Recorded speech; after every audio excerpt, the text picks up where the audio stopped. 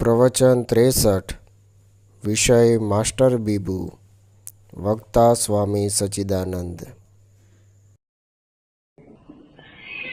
જુદી જુદી અનેક સંસ્થાઓ દ્વારા અમદાવાદના સપૂત સ્વર્ગસ્થ કૃષ્ણવદનભાઈ જોશીની પુણ્ય સ્મૃતિ નિમિત્તે આયોજિત આ સભામાં મારી બંને બાજુએ વિશિષ્ટ વ્યક્તિઓ તરીકે ઉપસ્થિત થયેલા વિશિષ્ટ મહાનુભાવો, સજ્જનો અને બહેનો, કૃષ્ણવદનભાઈને સમજવા હોય તો મારી સમજણ પ્રમાણે આપણે 5 વસ્તુઓને સમજવી જોઈએ. આ 5 વસ્તુઓ છે તે સમયમાં સમાજના માસ્ટર બીબા. પ્રજાનું ઉત્થાન થતું હોય કે પ્રજાનું પતન થતું હોય, પ્રજા સુખી થતી હોય કે પ્રજા દુઃખી થતી હોય, પ્રજા આઝાદી ભોગવતી હોય કે પ્રજા ગુલામી ભોગવતી હોય, પ્રજાની જે કોઈ દશા હોય એમાં સૌથી મહત્વનો કોઈ ભાગ ભજવતું હોય તો પ્રજાનું તે કાળનું એક માસ્ટર બીબું હોય છે. આ માસ્ટર બીબું એક સમષ્ટિ ચિંતનને તૈયાર કરતું હોય છે. આ માસ્ટર બીબું એક સમષ્ટિ આચારને તૈયાર કરતું હોય છે. સમષ્ટિ ચિંતન અને સમષ્ટિ આચારમાંથી પ્રજા ઉત્થાન અથવા પતનને પામતી હોય છે. મારે આ વાત થોડી ટૂંકાણમાં સમજાવી છે અને આ વાતને સમજવી હોય તો તમારે એક લાંબો ચક્રાવો લેવો પડશે. મારી સમજણ પ્રમાણે ભારતને ઓછામાં ઓછા 5 માસ્ટર બીબા મળ્યા છે. બહુ પ્રાચીન કાળમાં વૈદિક યુગ, અને વૈદિક યુગનું માસ્ટર બીબું ઋષિ છે. પછી શ્રમણ યુગ, શ્રમણ યુગનું માસ્ટર બીબું સાધુ છે. પછી પૌરાણિક યુગ, પૌરાણિક યુગનું માસ્ટર બીબું પુરોહિત છે. પછી સંત યુગ, જેને મધ્યયુગ કહીએ છીએ, એનું માસ્ટર બીબું સંત છે. હમણાં જેવું ભજન ગાતા હતા. અને જેને હું સૌથી વધારે મહત્વ આપું છું એ આધુનિક યુગ અથવા ગાંધી યુગ, જેનું માસ્ટર બીબું કાર્યકર્તા છે. આ 5 વાતોને ધ્યાનમાં રાખજો. તમે બહુ પ્રાચીન કાળમાં ઋષિ યુગમાં જાઓ, વૈદિક યુગમાં જાઓ તો આખી પ્રજાને દોરનાર જે વ્યક્તિ છે અથવા વ્યક્તિઓનો સમૂહ છે એનું નામ ઋષિ છે. અને આ ઋષિ શું છે? નદી કિનારે રહે છે, પોતાનું ગુરુકુળ છે, એને પત્ની છે, એને બાળકો છે, એ ગાયો રાખે છે, ખેતી કરે છે, વિદ્યાર્થીઓને ભણાવે છે. સમાજના જે બાળકો છે એ બાળકોનું પાયાનું ઘડતર ઋષિ કરે છે અને સમાજને પાછા આપે છે. ઋષિમાં એક બહુ મહત્વની વાત સમજવાની છે.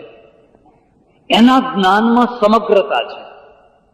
અધ્યાત્મ વિદ્યા છે, પણ ભૌતિક વિદ્યા છે, ભૂગોળ વિદ્યા છે, ખગોળ વિદ્યા છે, નક્ષત્ર વિદ્યા છે, આયુર્વેદનું જ્ઞાન છે, ધનુર્વેદનું જ્ઞાન છે.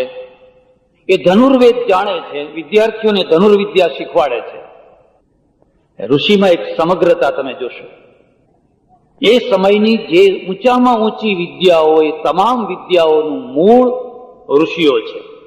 તમામ વિદ્યાઓનો પ્રચાર ઋષિઓ કરે છે અને તમામ વિદ્યાઓનો વિકાસ ઋષિઓ કરે છે. એને શસ્ત્ર પ્રત્યે એલર્જી નથી, શસ્ત્ર શીખવાડે છે. એટલું નહીં, એ રાક્ષસોનો નાશ કરવાનું શીખવાડે છે. એ રામને લઈ જાય છે, કૃષ્ણને લઈ જાય છે અને કહે છે કે અત્યારે ઉત્પાદ વધી ગયો છે, પ્રજાને ત્રાસ છે, માટે તું અસુરોનો સંહાર કર. એટલું જ નહીં, જરૂર પડે તો જાતે પોતે ધનુષ્બાણ ધારણ કરે છે. ઋષિ સ્વયં યુદ્ધ કરે છે, યુદ્ધ કરાવે છે. હું તમને એક ખાસ ભલામણ કરું છું, તમે ઋષિનું એક ચિત્ર સામે દોરો અને ઋષિનું વ્યક્તિત્વ જુઓ. એના વ્યક્તિત્વમાં શું છે? ઊંચામાં ઊંચી આધ્યાત્મિકતા, અને છતાં વ્યવહારિકતાનો લોપ નહીં. વાસ્તવિકતાના ઉપર ધૂળ નહીં નાખવાની, વાસ્તવિકતાને સમજવાની, સ્વીકારવાની. ઋષિના ચિંતનમાં સકારાત્મકતા છે, એને ત્યાગ છે, વૈરાગ્ય છે, પણ સુખ દ્રોહ નથી, ઐશ્વર્યનો દ્રોહ નથી. પોતે ત્યાગ વૈરાગ્યથી રહે છે, પણ રાષ્ટ્ર સંપન્ન બને. સ્વસ્તિ સામ્રાજ્યમ ભૌજ્યમ મહારાજ્યમ આધિપત્યમયમ આ સમુદ્ર પર્યંત એક રાડઈટી. એક વિશાળ રાષ્ટ્રની કલ્પના. અમારા ઘોડા સારા હોય, અમારા યોદ્ધાઓ સારા હોય, અમારા ધનુષ્બાણ સારા હોય, અમારા ખેતરો ધાનથી ભરેલા હોય, માધવીરના ગાઓ, અમારી ગાયો દૂધથી ભરેલી હોય. ઐશ્વર્યનો દ્રોહ નથી, સુખનો દ્રોહ નથી, સુખની અપેક્ષા છે. અને એટલે તમે ઋષિ યુગ જુઓ છો ત્યારે ઋષિ યુગનું જે માસ્ટર બીબું છે એને તમારે જોવું જોઈએ. પ્રજા સમૃદ્ધ કેમ બની? કારણ કે સમૃદ્ધિનો ઉપદેશ હતો. પ્રજાએ આઝાદી કેમ ભોગવી? કારણ કે આઝાદીના અનિવાર્ય કારણો એનો સ્વીકાર હતો. પ્રજા મહત્વાકાંક્ષી કેમ બની? કારણ કે પ્રજાના મસ્તિષ્કને મારી નાખવામાં ન આવ્યું, એના મસ્તિષ્કનો વિકાસ થવા દેવામાં આવ્યો. એક બીજી વાત, આખો ઋષિયુગ તમે જોશો, સ્ત્રી અર્ધાંગિની છે. સ્ત્રીનો ત્યાગ નથી, સ્ત્રી પાપ નથી, સ્ત્રી માયા નથી, સ્ત્રી અર્ધાંગિની છે. અને એક કે એક કામમાં સ્ત્રી સાથે બેસે છે. તો ઋષિ ગુરુકુળ ભણાવે છે તો એની પત્ની છે એ ગુરુકુળને સંભાળે છે. એ 2-3 બાળકોની માતા ના થતા સેંકડો બાળકોની માતા થાય છે. અને જે સાદું જીવન, જે સરળ જીવન, વલકલ પહેરીને, સ્વાશ્રયી થઈને, કોઈની પાસે ફંડફાળો નહીં, કોઈની પાસે યાચના નહીં, પોતાની મેળે ઝોંપડા ઊભા કરે છે અને પોતાની આજીવિકા પોતે ઊભી કરે છે. એટલે એક સ્વાવલંબી સત્યની ખોજ કરવી, સત્યની સ્થાપના કરવી, એમાં કોઈની શરમ ના રાખવી, કારણ કે એનું આખું અર્થતંત્ર કોઈ ફંડફાળાને આધીન નથી. તમે મને બતાવો, આખા ઋષિ યુગમાં કોઈ ઋષિએ પત્નીનો ત્યાગ નથી કર્યો. એકે ત્યાગ કર્યો. અહલ્યાની ભૂલ થઈ, અહલ્યાનો ત્યાગ કર્યો. રામ આવ્યા, ગૌતમને સમજાવ્યા, જે ભૂલ અહલ્યાએ કરી એ ભૂલ તમે કરો કે ન કરો, તમારાથી એવી શક્યતા ખરી કે નહીં? ગૌતમે કહ્યું, હા, મારાથી શક્યતા ખરી. તો તમે અહલ્યાનો સ્વીકાર કરો. તમે જાણો છો, અહલ્યાનો ફરી સ્વીકાર થયો. એટલું જ નહીં, સમાજે એને 5 સતીઓમાં સ્થાન આપ્યું. સમાજ કેટલો ઉદાર હશે, સમાજની દૃષ્ટિ કેટલી ઊંચી હશે. એક થોડુંક દૂષણ આવેલી સ્ત્રી, એનો ત્યાગ થાય, એનો સ્વીકાર થાય, અને સ્વીકાર થઈને વ્યક્તિનો સ્વીકાર નહીં, આખા સમાજનો સ્વીકાર થાય, એને સતીઓમાં સ્થાન. આ તમારું ઋષિ યુગ છે. એનું માસ્ટર બીબું ઋષિ છે, આખો અગ્રગંતા ઋષિ છે. એની પાછળ પાછળ આખી પ્રજા ચાલે છે. અને એટલે પ્રજા બધી રીતે જ્ઞાનમાં, વિજ્ઞાનમાં, ઐશ્વર્યમાં, ભૌતિક વિદ્યામાં, અધ્યાત્મ વિદ્યામાં, બધી વિદ્યામાં પ્રવીણ છે, આગળ ચાલે છે. પણ આપણા ત્યાં એક બીજો યુગ આવ્યો. હું એને સાધુ યુગ કહું છું, શ્રમણ યુગ કહું છું. બિલકુલ ઉલટો યુગ આવ્યો, બિલકુલ નકારાત્મક આવ્યો. નકારાત્મક એટલા માટે આવ્યો, માત્ર મોક્ષ, આત્મા અને મોક્ષ, આત્મા અને મોક્ષ સિવાય બીજા કોઈ કામમાં પડવા જેવું નથી. કેટલા વર્ષો સુધી તમે ઇન્દ્ર થયા, ભૂંડ થયા, મચ્છર થયા, માકડ થયા, તમે કયા સુખ નથી ભોગવ્યા, તમે કયા દુઃખ નથી ભોગવ્યા. માનવનો જન્મ સુખ ભોગવવા માટે નથી, માનવનો જન્મ ઐશ્વર્ય ભોગવવા માટે નથી. માનવનો જન્મ માત્ર મોક્ષ માટે છે. જરા તુલના કરો. ઋષિ યુગમાં 4 પુરુષાર્થ છે: ધર્મ, અર્થ, કામ અને મોક્ષ. આ ચારેયનો સમન્વય છે. ધર્મે ખરો, મોક્ષે ખરો, પણ અર્થે ખરો અને કામે ખરો. કોઈ નકાર નહીં, અર્થ અને કામની નકારાત્મકતા નહીં. પણ સાધુ યુગ આવ્યો, એને અર્થ અને કામની નકારાત્મકતા કરી દીધી. એટલે ધર્મ માત્ર મોક્ષલક્ષી થયો, અને મોક્ષલક્ષી થયો તો મોક્ષમાં બાધક શું છે? પહેલી બાધક સ્ત્રી છે. સ્ત્રીનો ત્યાગ કરો. બુદ્ધે સ્ત્રીનો ત્યાગ કર્યો. મારી એક બહુ મોટી ફરિયાદ, બુદ્ધના પ્રત્યે મને બહુ ભાવ છે. બુદ્ધને હું મહાન માનું છું, પણ તે છતાં એમના પ્રત્યે ફરિયાદ છે. સુતેલી યશોધરા, નાનો રાહુલ, શું અપરાધ, કયો ગુનો? રાતના 12 વાગે જુવાન પત્નીનો ત્યાગ કરી અને એક વૈરાગી વ્યક્તિ નીકળી પડે. દુનિયા એને ભગવાન માનીને પૂજે, બરાબર છે. તમે કોઈ દિવસ આ સ્ત્રીનો પક્ષ જોયો? આ સ્ત્રીના પક્ષથી કદી તમે વિચાર કર્યો? આવો જ વૈરાગ્ય યશોધરાને થયો હોત અને બુદ્ધને સૂતા મૂકીને, રાહુલને સૂતા મૂકીને યશોધરા ભાગી નીકળી હોત તો? પુરુષ ત્યાગવા યોગ્ય નથી, સ્ત્રી ત્યાગવા યોગ્ય છે. પુરુષનો ત્યાગ કરીને કોઈ સ્ત્રી મહાન નથી થઈ. હા, સ્ત્રીનો ત્યાગ કરી અને પુરુષ મહાન થયા છે. પુરુષનો ત્યાગ કરાય છે, બુદ્ધ મહાન થયા. રાહુલ અને યશોધરાનું જે થવું હોય એ થાય. આ બેયનો ડિફરન્સ, બેયનો ફરક મારે બતાવવાનો છે. આવા ઘણા દાખલાઓ છે. હું હમણાં પરમ દિવસે મારે ત્યાં એક મેગેઝિન આવે છે, એ વાંચતો હતો. એ મેગેઝિનમાં એવું લખેલું છે, 2500 વર્ષ પહેલા એક શેઠ છે, એ બાથરૂમમાં એમની પત્ની એને નવડાવી રહી છે, ખૂબ પીઠી પેલું બધું ચોળીને. ત્યારે એ નાતા નાતા એની પત્નીને કહે છે કે મારો સાળો, એટલે પત્નીનો ભાઈ, કેટલો બાયલો છે, કેટલો બાયલો છે. એ રોજ એક પત્નીનો ત્યાગ કરે છે, રોજ એક પત્નીનો ત્યાગ કરે છે. એની પત્ની કહે છે કે એમાં કઈ મોટી, એ તો તમે બોલો છો, બાકી કરો તો ખબર પડે ત્યાગ કેવી રીતે થાય છે. 1-2 વાર એને કહ્યું અને એમને નાતા જે રીસ ચડી એ ઊભા થયા અને એમણે કહ્યું, મેં 8 પત્નીઓનો આજે જ ત્યાગ કર્યો. બસ બાથરૂમમાંથી જ ચાલી નીકળી, 8 પત્નીઓનો ત્યાગ કર્યો. અને પેલા શાળાના મકાન આગળ ગઈને કે, એ બાયલા, બહાર નીકળ, રોજ એક પત્નીનો શું ત્યાગ કરે છે? મેં આજે 8 પત્નીઓનો ત્યાગ કર્યો છે અને હવે હું સાધુ થવા જઉં છું. પેલો પણ સાથે થઈ ગયો, બંને સાધુ થઈ ગયા. લોકોએ જય જયકાર કર્યો. ઓહો, કેટલો ત્યાગ, કેટલો ત્યાગ, કેટલો ત્યાગ. આ ઋષિ અને સાધુ પીરિયડનો આ ડિફરન્સ. તમે 8 પત્નીઓનો પક્ષ લીધો કોઈ દિવસ? એ કોઈ ગાજર મૂળો છે? એ કોઈ મોગરી મૂળો છે કે તમારું જ્યારે તમને ચાણક ચડે ત્યારે તમે ત્યાગી દો અને જ્યારે ચાણક ચડે ત્યારે તમે પાછા લઈ આવો? એવો કોઈ ગાજર મૂળો છે? પણ આપણે એવું માની અને એના પગ પૂજ્યા. આ બેયના ફરકને સમજો. સાધુ યુગમાં ત્યાગ અને વૈરાગ્યની મહિમા છે, ઋષિ યુગમાં કર્તવ્યની મહિમા છે. ત્યાગ અને વૈરાગ્ય કર્તવ્યનું પોષક છે, એની જરૂર છે, પણ એટલા માટે જરૂર છે કે તમારા કર્તવ્યને એ પોષણ આપે. પણ કર્તવ્ય છે એ ગૌણ બની ગયું અને કર્તવ્યને છોડો ને ત્યાગ અને વૈરાગ્ય કરો. કર્તવ્યનું જે થવું હોય એ થાય. બુદ્ધના માટે કર્તવ્ય એની પત્ની હતી, બુદ્ધના માટે કર્તવ્ય રાહુલ હતો. આ જે માણસ સાધુ થયો એના માટે કર્તવ્યની 8 પત્નીઓ હતી.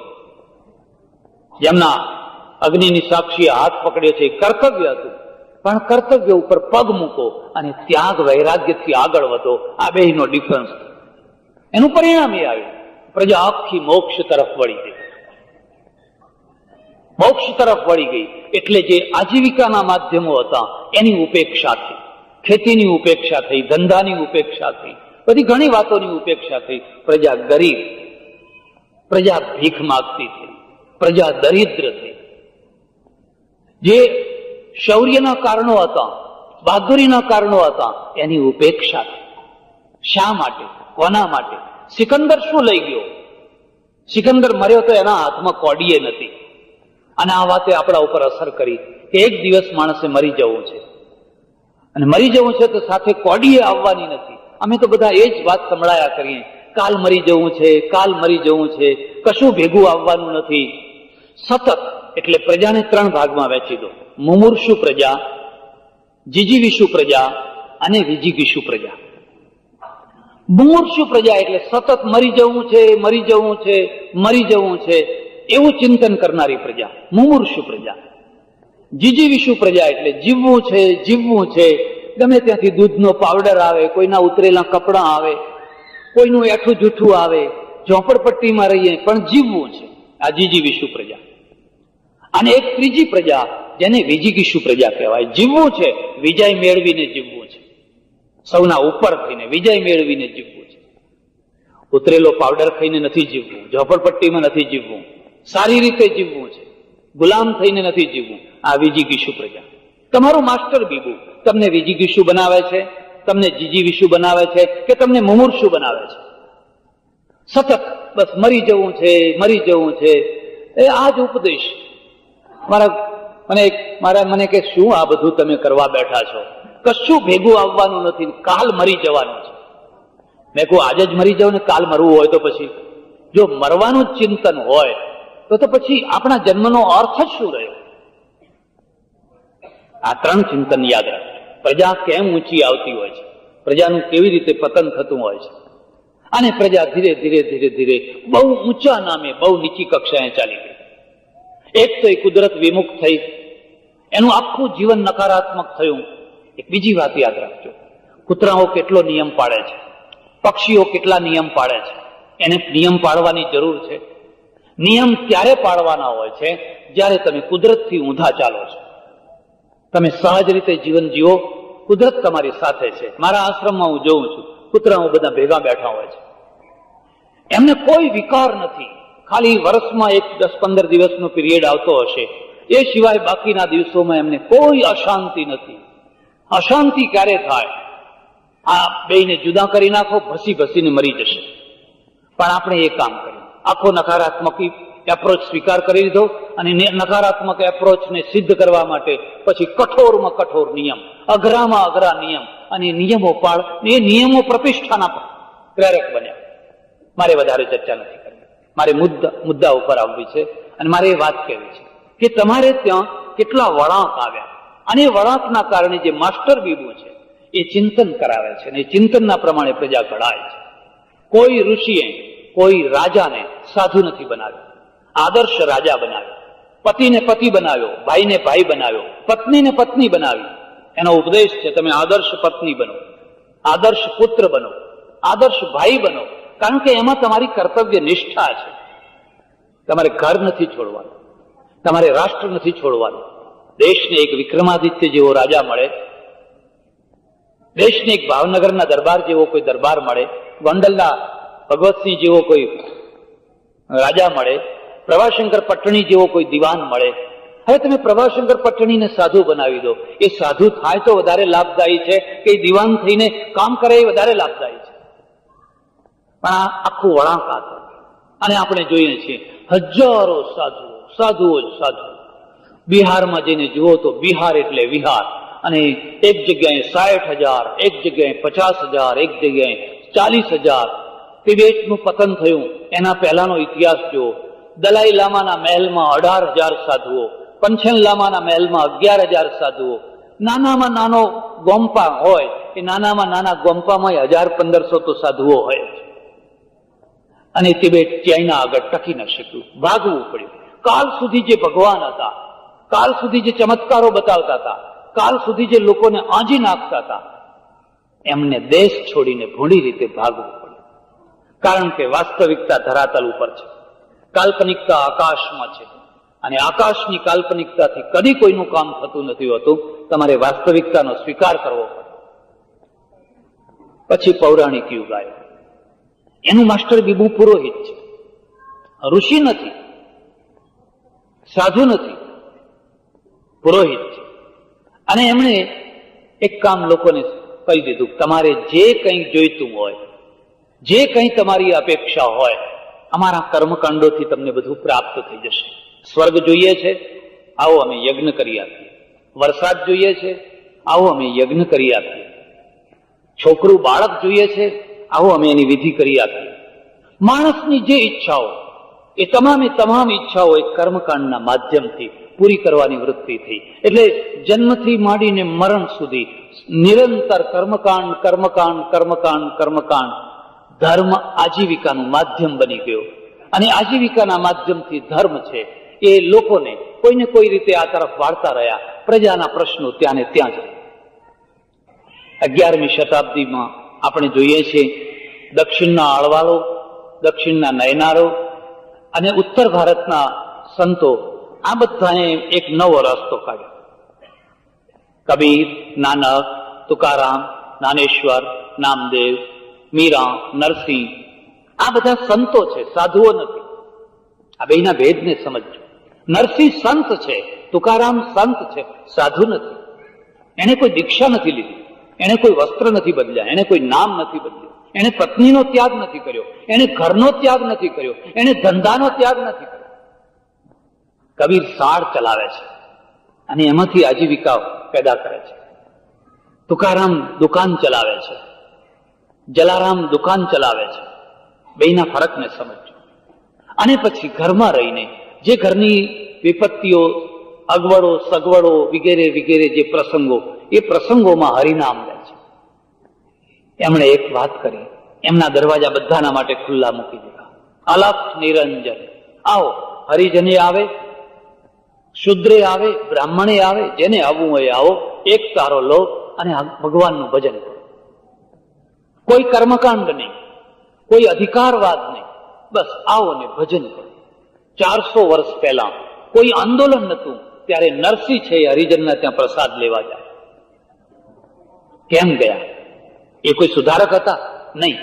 એક જ, જો એ ભક્ત હોય, જો એ હરિજન હોય, તો મારે એનો પ્રસાદ લેવો જ જોઈએ. આ સ્વતઃસ્ફૂર્ત સંતોની ઉદાર. તમે ઋષિ અને સંત આ બેયની તુલના કરો. ઋષિ બાળ બચ્ચા વાળા છે, સંતે બાળ બચ્ચા વાળા છે. ફરક કેટલો છે? ઋષિમાં સમગ્રતા છે, સંતમાં એકાગ્રતા છે, ખંડાગ્રતા છે. સંત અલખની આરાધના કરે, અધ્યાત્મની વાત કરે, વૈરાગ્યની વાત કરે, પણ ખગોળ વિદ્યા ના જાણે, ઇતિહાસ ના જાણે, ભૂગોળ ના જાણે, સમુદ્ર શાસ્ત્ર ના જાણે. આ ખંડાગ્રતા છે. એટલે આખા દેશને ભક્તિ, મંજીરા, હડતાલો એના તરફ તો વાળ્યા, પણ પ્રશ્નો જ્યાંને ત્યાં રહી ગયા. પાયાના પ્રશ્નો જે હતા એ જ્યાંને ત્યાં રહી ગયા. મારી સમજણ પ્રમાણે આખા લાંબા ઇતિહાસમાં પાયાના પ્રશ્નોને ટચ કરનારો જે યુગ આવ્યો, જે એક માસ્ટર બીબુ મળ્યું, એ ગાંધી યુગ છે. એ ગાંધી યુગ છે. ગાંધીએ મહંતો ના બનાવ્યા, સંતો ના બનાવ્યા, સાધુઓ ના બનાવ્યા, એમણે કાર્યકર્તા બનાવ્યા. કાર્યકર્તામાં શું ડિફરન્સ છે? કાર્યકર્તા છે પેલો વલકલ પહેરે છે, આ ખાદી પહેરે છે. વલકલ એ સમયનું સાદું વસ્ત્ર છે, ખાદી આ સમયનું સાદું વસ્ત્ર છે. તું કાર્યકર્તા છે. જો તારું તડક ભડક વધારે રાખીશ, જો તારી આવશ્યકતાઓ વધારે રાખીશ, તો તારે લોકો આગળ હાથ લાંબો કરવો પડશે. તારું હોશિયાળું જીવન થઈ જશે. અને જેનું હોશિયાળું જીવન હોય એ સેવા ના કરી શકે. કે તારે તારી પોતાની આવશ્યકતાઓ એટલી ઓછી રાખવાની, અને ઓછી આવશ્યકતાઓના દ્વારા તું વધારેમાં વધારે સમાજને આપ. એટલે એમણે આ કાર્યકર્તાઓ ઉભા કર્યા. અને આ કાર્યકર્તાઓ છે, એમને કામ શું સોંપ્યું? એમને કામ સોંપ્યું, જાઓ ગામની સફાઈ કરો. ભારતના ગામ ને નગરો ગંદકીથી ઉભરાઈ ઉઠ્યા છે. તમે પરદેશ જજો અને જોયા પછી તમને કોઈ જગ્યાએ કાગળનો ટુકડો પડ્યો હોય છે, કોઈ થૂંકે છે, કોઈ બીડીનું ઠૂઠું ફેંકે છે. કેટલી ચોખ્ખાઈ હોય છે. આપણા ત્યાં શહેર હોય કે ગામડું હોય, એકે એક ખાંચો પડેલો હોય, એ પ્રત્યેક ખાંચો ગંદકીનું ઘર છે. લોકોને શરમ નથી, ગમે તેમ ગમે ત્યાં એકી બેકી બેસે છે. હમણાં થોડા સમય પહેલા મુંબઈથી અમે આવતા હતા, એક સાથે બહુ મોટા વિદ્વાન પ્રોફેસર સાથે એક ફોરેનર, અને સવારના પહોરમાં ટ્રેન ચાલે, એમને બારીમાંથી બહાર જોયું લાઈન સર લોકો બેઠેલા બધા, લાઈન સર. પેલા ફોરેનરે પૂછ્યું કે આ બધા કેમ અહીં બેઠા છે? પેલા ધીરે રહીને કહ્યું કે સવારની પ્રાર્થના કરે છે. એને એક કલ્પના ના થાય કે આ રીતે પણ લોકો કુદરતી હાજતે જતા હોય છે, એવી કલ્પના ના કરી શકે. જે દેશમાં આટલી બધી મોક્ષની વાતો થઈ, જે દેશમાં આટલી બધી સંસ્કૃતિની વાતો થઈ, જે દેશમાં આટલી બધી ધર્મની વાતો થઈ, આટલા અવતારોની વાતો થઈ, એ દેશ તો દુર્ગંધથી ગંધાય છે. મુંબઈ આવતા પહેલા ધારાવી આવે, તમને ડબ્બામાંથી જ ખબર પડી જાય કે મુંબઈ આવી ગઈ. ધારાવીની ઝોપડપટ્ટીની જે ગંદકી છે ને તમારા ડબ્બામાં આવવાના. પણ આપણા નાક ટેવાઈ ગયા છે, આપણી આંખ ટેવાઈ ગઈ છે, આપણને કશું નવું નથી લાગતું, આપણને કઈ આઘાત નથી લાગતો, કારણ કે માખીઓ બણબણ થતી હોય એથી આપણે ટેવાઈ ગયા છે. માખીઓની એકવાર એક સજ્જન મને જમવા લઈ ગયા, પછી એમને પેટી ઉગાડીને એમાંથી રોટલો કાઢ્યો. તે રોટલા ઉપર રોટલો ન દેખાય એટલી માખીઓ બેઠી અને મને કે લો મહારાજ જમો. અને હું વિચાર કરું કે મારે શું કરવું, પણ એને તો કઈ આઘાત જ નથી લાગતો, કારણ કે આપણે ટેવાઈ ગયા છે. આ પાયાનું કામ કોણે કર્યું? મને બતાવો કોણે કર્યું? આટલા 2,500 વર્ષના ઇતિહાસમાં આ કામ ગાંધીએ કર્યું. ગાંધીના કાચ એમના આશ્રમમાં રહેનાર એક અંતેવાસી મને મળેલા, મને કે બાપુજીનું સંડાસ એકદમ ચોખ્ખું, એમાં એક માખી ના હોય. એ વખતે તો ઉઠાવ સંડાસ, આ સેફ્ટી ટેન્ક ને એ બધી વ્યવસ્થા નહીં થયેલી, પણ એટલું ચોખ્ખું, એટલું રસોડું ચોખ્ખું, એટલા કપડાં ચોખ્ખા, બધું જ ચોખ્ખું. અંગ્રેજો આવે તો અંગ્રેજો પણ એમ કે આટલી ચોખ્ખાઈ તો અમારે ત્યાં પણ નથી. પણ આ પાયાના પ્રશ્નને કોણે ઉપાડ્યો? બધાએ પરલોકની વાતો કરી, પરલોકની વાતો કરી. પછી આ જીવ આ લોકમાં જાય છે, ચંદ્રલોકમાં જાય છે, પછી ત્યાંથી મંગળ લોકમાં જાય છે, ફલાણા લોકમાં આટલા સુખ ભોગવાય છે. એ બધી વાત ખરી હશે, એક તરફ રહેવા દો. પહેલા આ માખીઓની વ્યવસ્થા કરો, પહેલા તમારા પગ આગળના પ્રશ્નની વ્યવસ્થા કરો.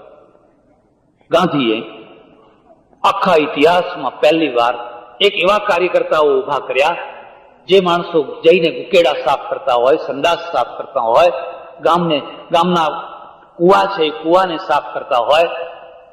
પછી ગામમાં ભણવાનો પ્રશ્ન છે, ગામમાં ભણતર નથી.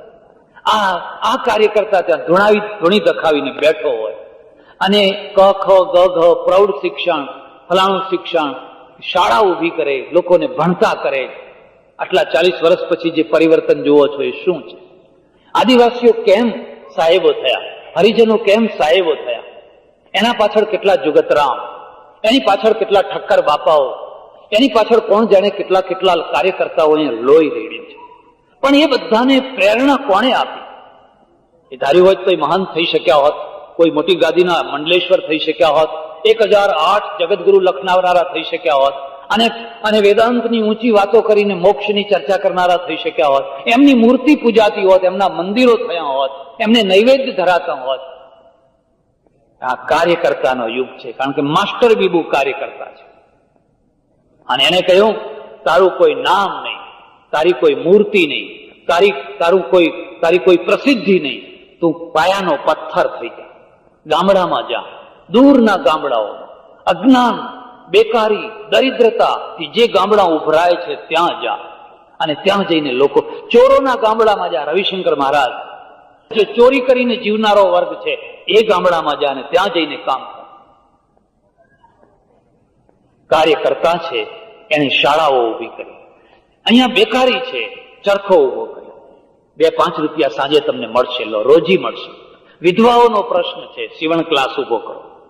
જગતાઓનો પ્રશ્ન છે, એને ભણાવો ને એને પીટીસી કરો ને એને શિક્ષિકા બનાવો. આ આપણા પાયાના પ્રશ્નો. અને પાયાના પ્રશ્નો જો હલ કરવામાં ના આવ્યા હોત, કે એ દિશામાં આપણે ના વળ્યા હોત, તો ભારતની શું દશા હોત, આપણે ક્યાં હોત? અહીંયા જોયું કે ગામમાં ઘણી ખેતી જમીન એમને પડેલી છે, એનો વિકાસ થવો જોઈએ. કે ખેતીનો વિકાસ કરવા માટે એના નવા બિયારણ તૈયાર કરો, ટ્યુબવેલની પદ્ધતિ કરો, નહેરની પદ્ધતિ કરો, ટપક પદ્ધતિ કરો, ફલાણું કરો. એ બધાના મૂળનો ઉદ્દેશ શું છે? બસ પ્રજાના પાયાના પ્રશ્નો હલ. એને પેટ ભરીને ખાવાનું મળે, એને સારા કપડાં પહેરવાના મળે, એને લાંબો હાથ કરીને ભિખારી થઈને જીવવું ના પડે. એ ભારતની એક સ્વમાની પ્રજા. હું ઘણી વાર પ્રદેશ જાઉં, તમારા ઘણા ઓળખીતા મને કહે અહીંયા તો ટન બંધ જૂના કપડાં પડ્યા છે, તમે લઈ જાઓ અને દેશમાં લોકોને આપજો. અને એ કપડાં એવા કઈ પૈસાદાર લોકોને પહેરવાના મન થાય એવા કપડાં. હું કહું ખબરદાર, મને તો ના આપશો, પણ મારા પછી કોઈ બીજો આવે એને પણ ના આપશો. આ ઉતરેલા કપડાં પહેરી અને અમારે હવે નથી જીવ. અમે અમારા કપડાં પહેરશું, ભલે થીગડા મારશું, પણ અમારા આ લાંબી બાયો જેવા, એ તો આખું મોરલ જ ડાઉન કરી નાખે છે. અને પરદેશમાં એક છાપ છે, ટુ ઇન્ડિયા. જે કંઈ કચરો હોય, ઉતરી ગયેલું હોય, બગડી ગયેલું હોય, તો મને કોઈ મળે ડબ્બામાં, બસમાં, પૂછે તમે ભારતથી આવો છો? હું હા ભારત છું. પછી પહેલો જ પ્રશ્ન પૂછે, ખાવાનું મળે છે સારી રીતે? અને જેને માથું કાપી નાખ્યું હોય એટલું પેલો સહજ રીતે પ્રશ્ન પૂછે. એને કોઈ અપમાન કરવાની ઈચ્છા ના હોય, એને એક મગજમાં વાત બેઠેલી છે કે 85 કરોડની કીડાની માફક ખદબદ થતી પ્રજા, અને અનાજ વિના, કપડાં વિના, નોકરી વિના, ઘર વિના, ટ્રાન્સપોર્ટ વિના, એકે એક ગેસ તેલ વિના, પાણી વિના, પાણીની લાઈન લાગે છે. પ્રજા અટવાઈ રહી છે. નળ એક ખડો પાણી લેવા માટે 4 કલાકની તપસ્યા કરવી પડે છે. અમે એનો કોઈ પ્રશ્ન છેડ્યો નહીં. એક સાધુ એવો થયો બાલગાળામાં, જેનું નામ સંત બાલ, અને એને પાણીનો પ્રશ્ન, કુવાનો પ્રશ્ન, ફલાણો પ્રશ્ન, એટલે લોકોએ કહ્યું કે એનું પતન થઈ ગયું. અરે રે રે, આ તો મોક્ષ માર્ગથી ભટકી ગયો અને એનું પતન થઈ ગયું. એને બહાર મૂકી દીધો, એને ફેંકી દીધો. ગાંધીજીએ કાર્યકર્તા પેદા કર્યા, અને એ કાર્યકર્તાઓએ લોકોના પાયાના પ્રશ્નો હલ કર્યા. આજે જો થોડાક પણ આપણે સારા દેખાતા હોઈએ તો આ માસ્ટર બીબુ બદલાયું એનું પરિણામ. આટલા બધા હતા, કોઈ હરિજનોના પ્રશ્નને સ્પર્શ કર્યો, અને જેને સ્પર્શ કર્યો એને સમાજમાં સ્થાન મળ્યું. કબીરની શું, નાનકની શું, દાદુનું શું, નરસિંહ મહેતાને શું કર્યું? આજે આપણે નરસિંહને યાદ કરીએ છીએ, પણ નરસિંહ જીવતો તો ત્યારે એના ઉપર માછલા ધોવામાં અમારા નાગર કુટુંબમાં આ એક કુપાત્ર પેદા થયો, કારણ કે આપણે એને સમજી ન શક્યા. માસ્ટર બીબુ એવું હતું જેને આપણને એમ સમજાવી રાખેલું કે જો ના પીવા જેવું પાણી પીએ તો 7 જન્મ સુધી આપણે નરકમાં જવું પડે. અને એટલે આપણે વિવેકાનંદે કહ્યું, બસ રસોડું સાચવી લો, પાણીયારું સાચવી લો, મંદિર સાચવી લો, ધર્મ પૂરો થઈ. ધર્મ 3 જગ્યાએ છે, પાણીયારામાં, રસોડામાં અને મંદિરમાં. આજ અમે વાતો કરી. પેલા એ ધર્મને બહાર કાઢ્યો અને કહ્યું સંડાસમાં ધર્મ છે. તમને સંડાસ જતા આવડે છે? તમારું સંડાસ તો દુર્ગંધ મારતું.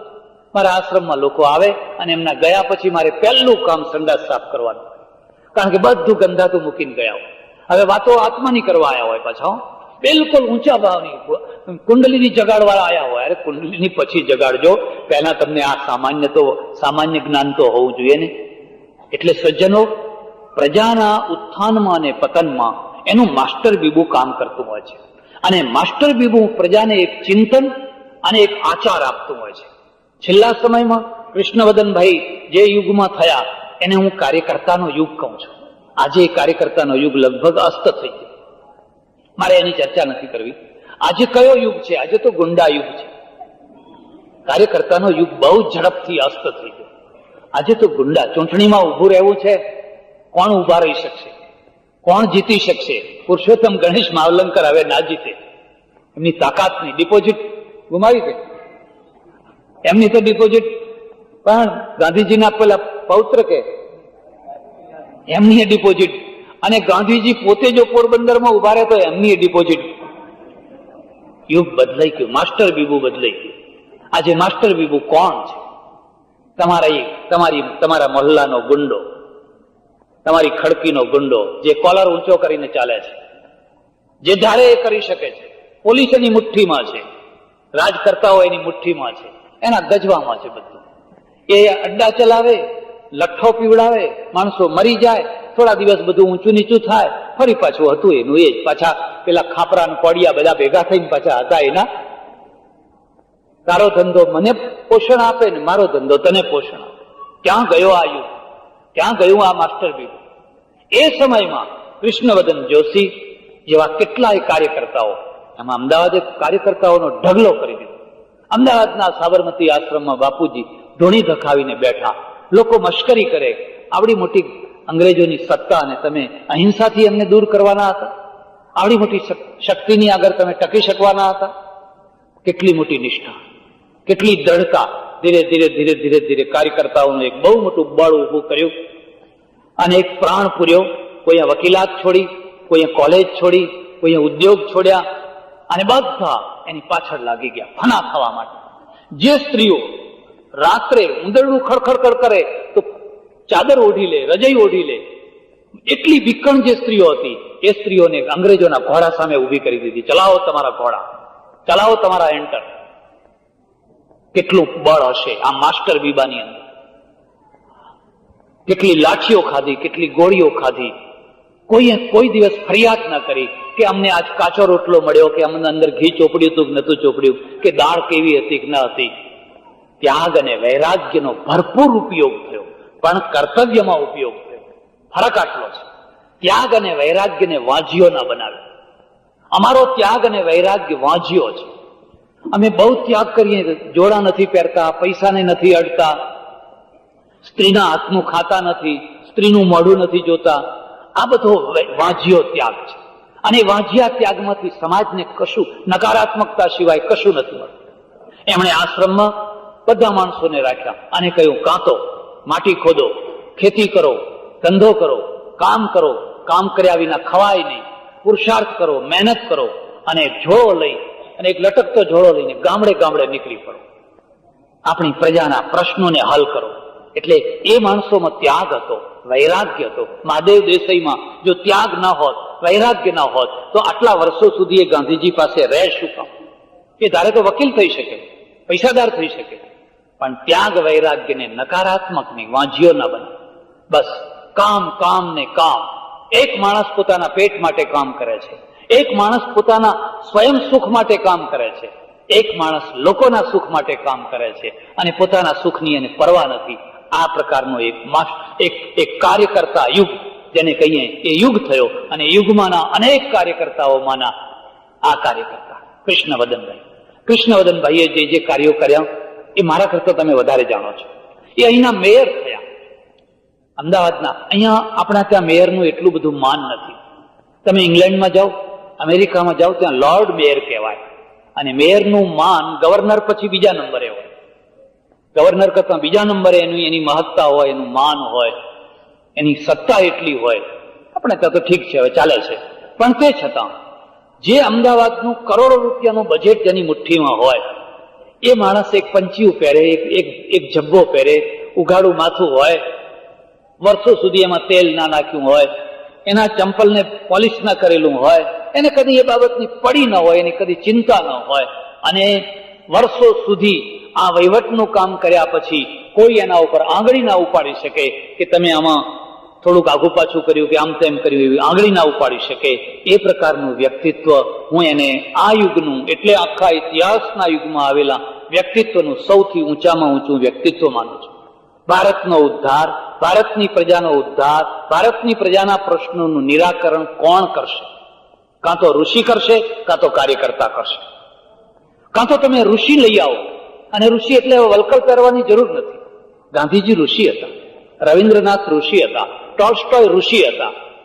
એ તો જે સમયનું જે વસ્ત્ર હોય, બસ તમે એક એવું ચિંતન આપો જે ચિંતનની અંદર મૌલિકતા હોય, નવીનતા હોય, જે ચિંતનની અંદર દેશને આગળ લઈ જવાની આખી ભૂમિકા હોય, એવું મૌલિક ચિંતન. અને પછી કાર્યકર્તા. એ ચિંતન એ પાટો છે, એના ઉપર ચાલનારી ગાડી એ કાર્યકર્તા છે.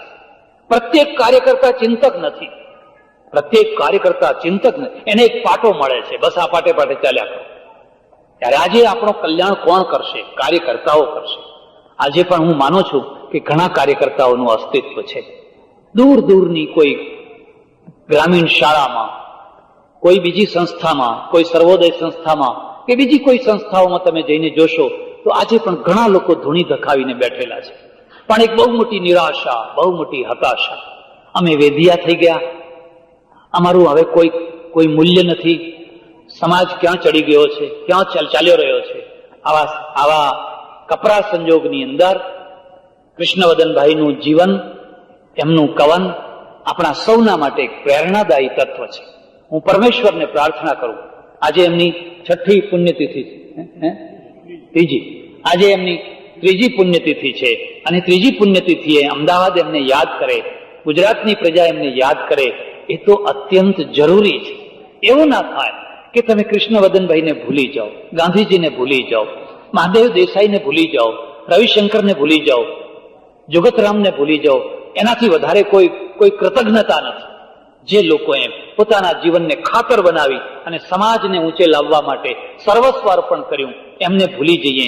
એ વીર હતા, એ ધાડે ચડનારા વીર હતા. કાઠિયાવાડમાં જેમ પાળિયા છે એ વીર, પણ એમની ધાડ કોના સામે હતી? એમની ધાડ ગરીબી સામે હતી, અજ્ઞાન સામે હતી, કુરિવાજો સામે હતી, કુપ્રથાઓ સામે હતી. અને એમાંથી આપણે કંઈક સારા થઈને બહાર નીકળ્યા છીએ. ત્યારે હું પરમેશ્વરને હૃદયથી પ્રાર્થના કરું, આપણે આ કાર્યકર્તા યુગને સમજીએ. આપણને શાની જરૂર છે? એક મખમલની ગાદી ઉપર બેઠેલા મંડલેશ્વરની જરૂર છે? એક સોના ચાંદી ઉપર બેઠેલા કોઈ જગતગુરુની જરૂર છે? કે ખંભા ઉપર જબ્બો થેલો મૂકીને ઉઘાડા પગે ગામડે ગામડે ફરનારા કાર્યકર્તાની જરૂર છે? કોની જરૂર છે? કોણ આપણું કલ્યાણ કરી શકશે? અને જો આ વાતને આપણે વધારે સારી રીતે સમજી શકીએ તો મારો વિશ્વાસ છે કે આપણે માસ્ટર બીબાને ફરી સુધારી શકશું. અને માસ્ટર બીબુ જો સુધરશે તો પ્રજા આપોઆપ સુધરવાની છે. અને પ્રજા સુધરશે તો એના ઉત્થાનને કોઈ રોકી નહીં શકે. ફરીથી હું પરમેશ્વરને પ્રાર્થના કરું, દિવંગતને સદગતિ પ્રાપ્ત થાય, એમના વારસદારો છે એ પણ એ રસ્તે વધારે ગૌરવપૂર્વક આગળ ચાલે અને આપણે સૌ એમના જીવનમાંથી પ્રેરણા પ્રાપ્ત કરીએ. એવી પરમેશ્વર આપણને શક્તિ આપે. આભાર, ધન્યવાદ, હરિઓમ.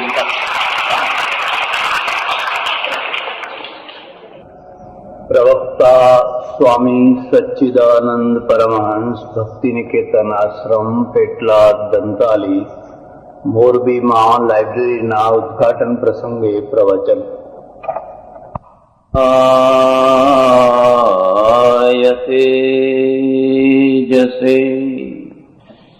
આજની સભાના પ્રમુખ સ્થાને બિરાજેલા સૌરાષ્ટ્રના સુપ્રસિદ્ધ દૈનિક ફૂલછાપના તંત્રી શ્રી હરસુખભાઈ સંઘાણી, અતિથિ વિશેષ તરીકે પધારેલા પ્રસિદ્ધ વિદ્વાન ભાઈ શ્રી જયેશભાઈ,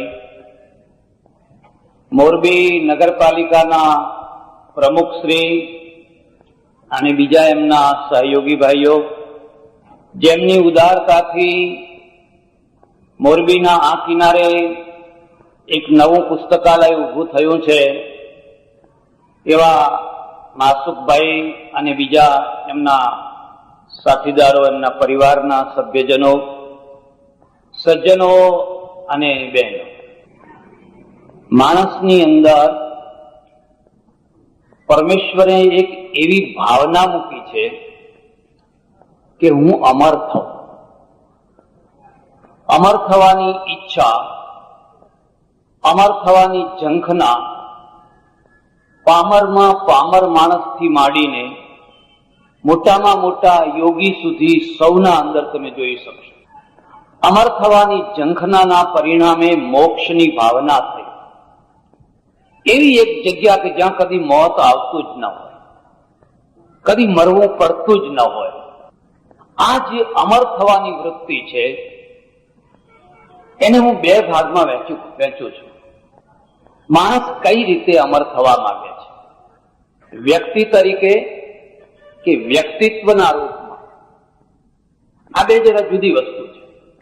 વ્યક્તિ અને વ્યક્તિત્વ, પર્સન અને પર્સનાલિટી, શખ્સ અને શખ્સિયત, આ બે અલગ વસ્તુઓ છે. એક વ્યક્તિ એવો છે કે એનું જે સમગ્ર વ્યક્તિનું રૂપ છે એના એક ભાગમાં વ્યક્તિત્વ છે, અને જે ભાગમાં વ્યક્તિત્વ છે એ ભાગમાં એ અમરતા ઈચ્છે છે. દાખલા તરીકે અમે સાધુઓ, અમે શરીરથી અમર થવા નથી ઈચ્છતા.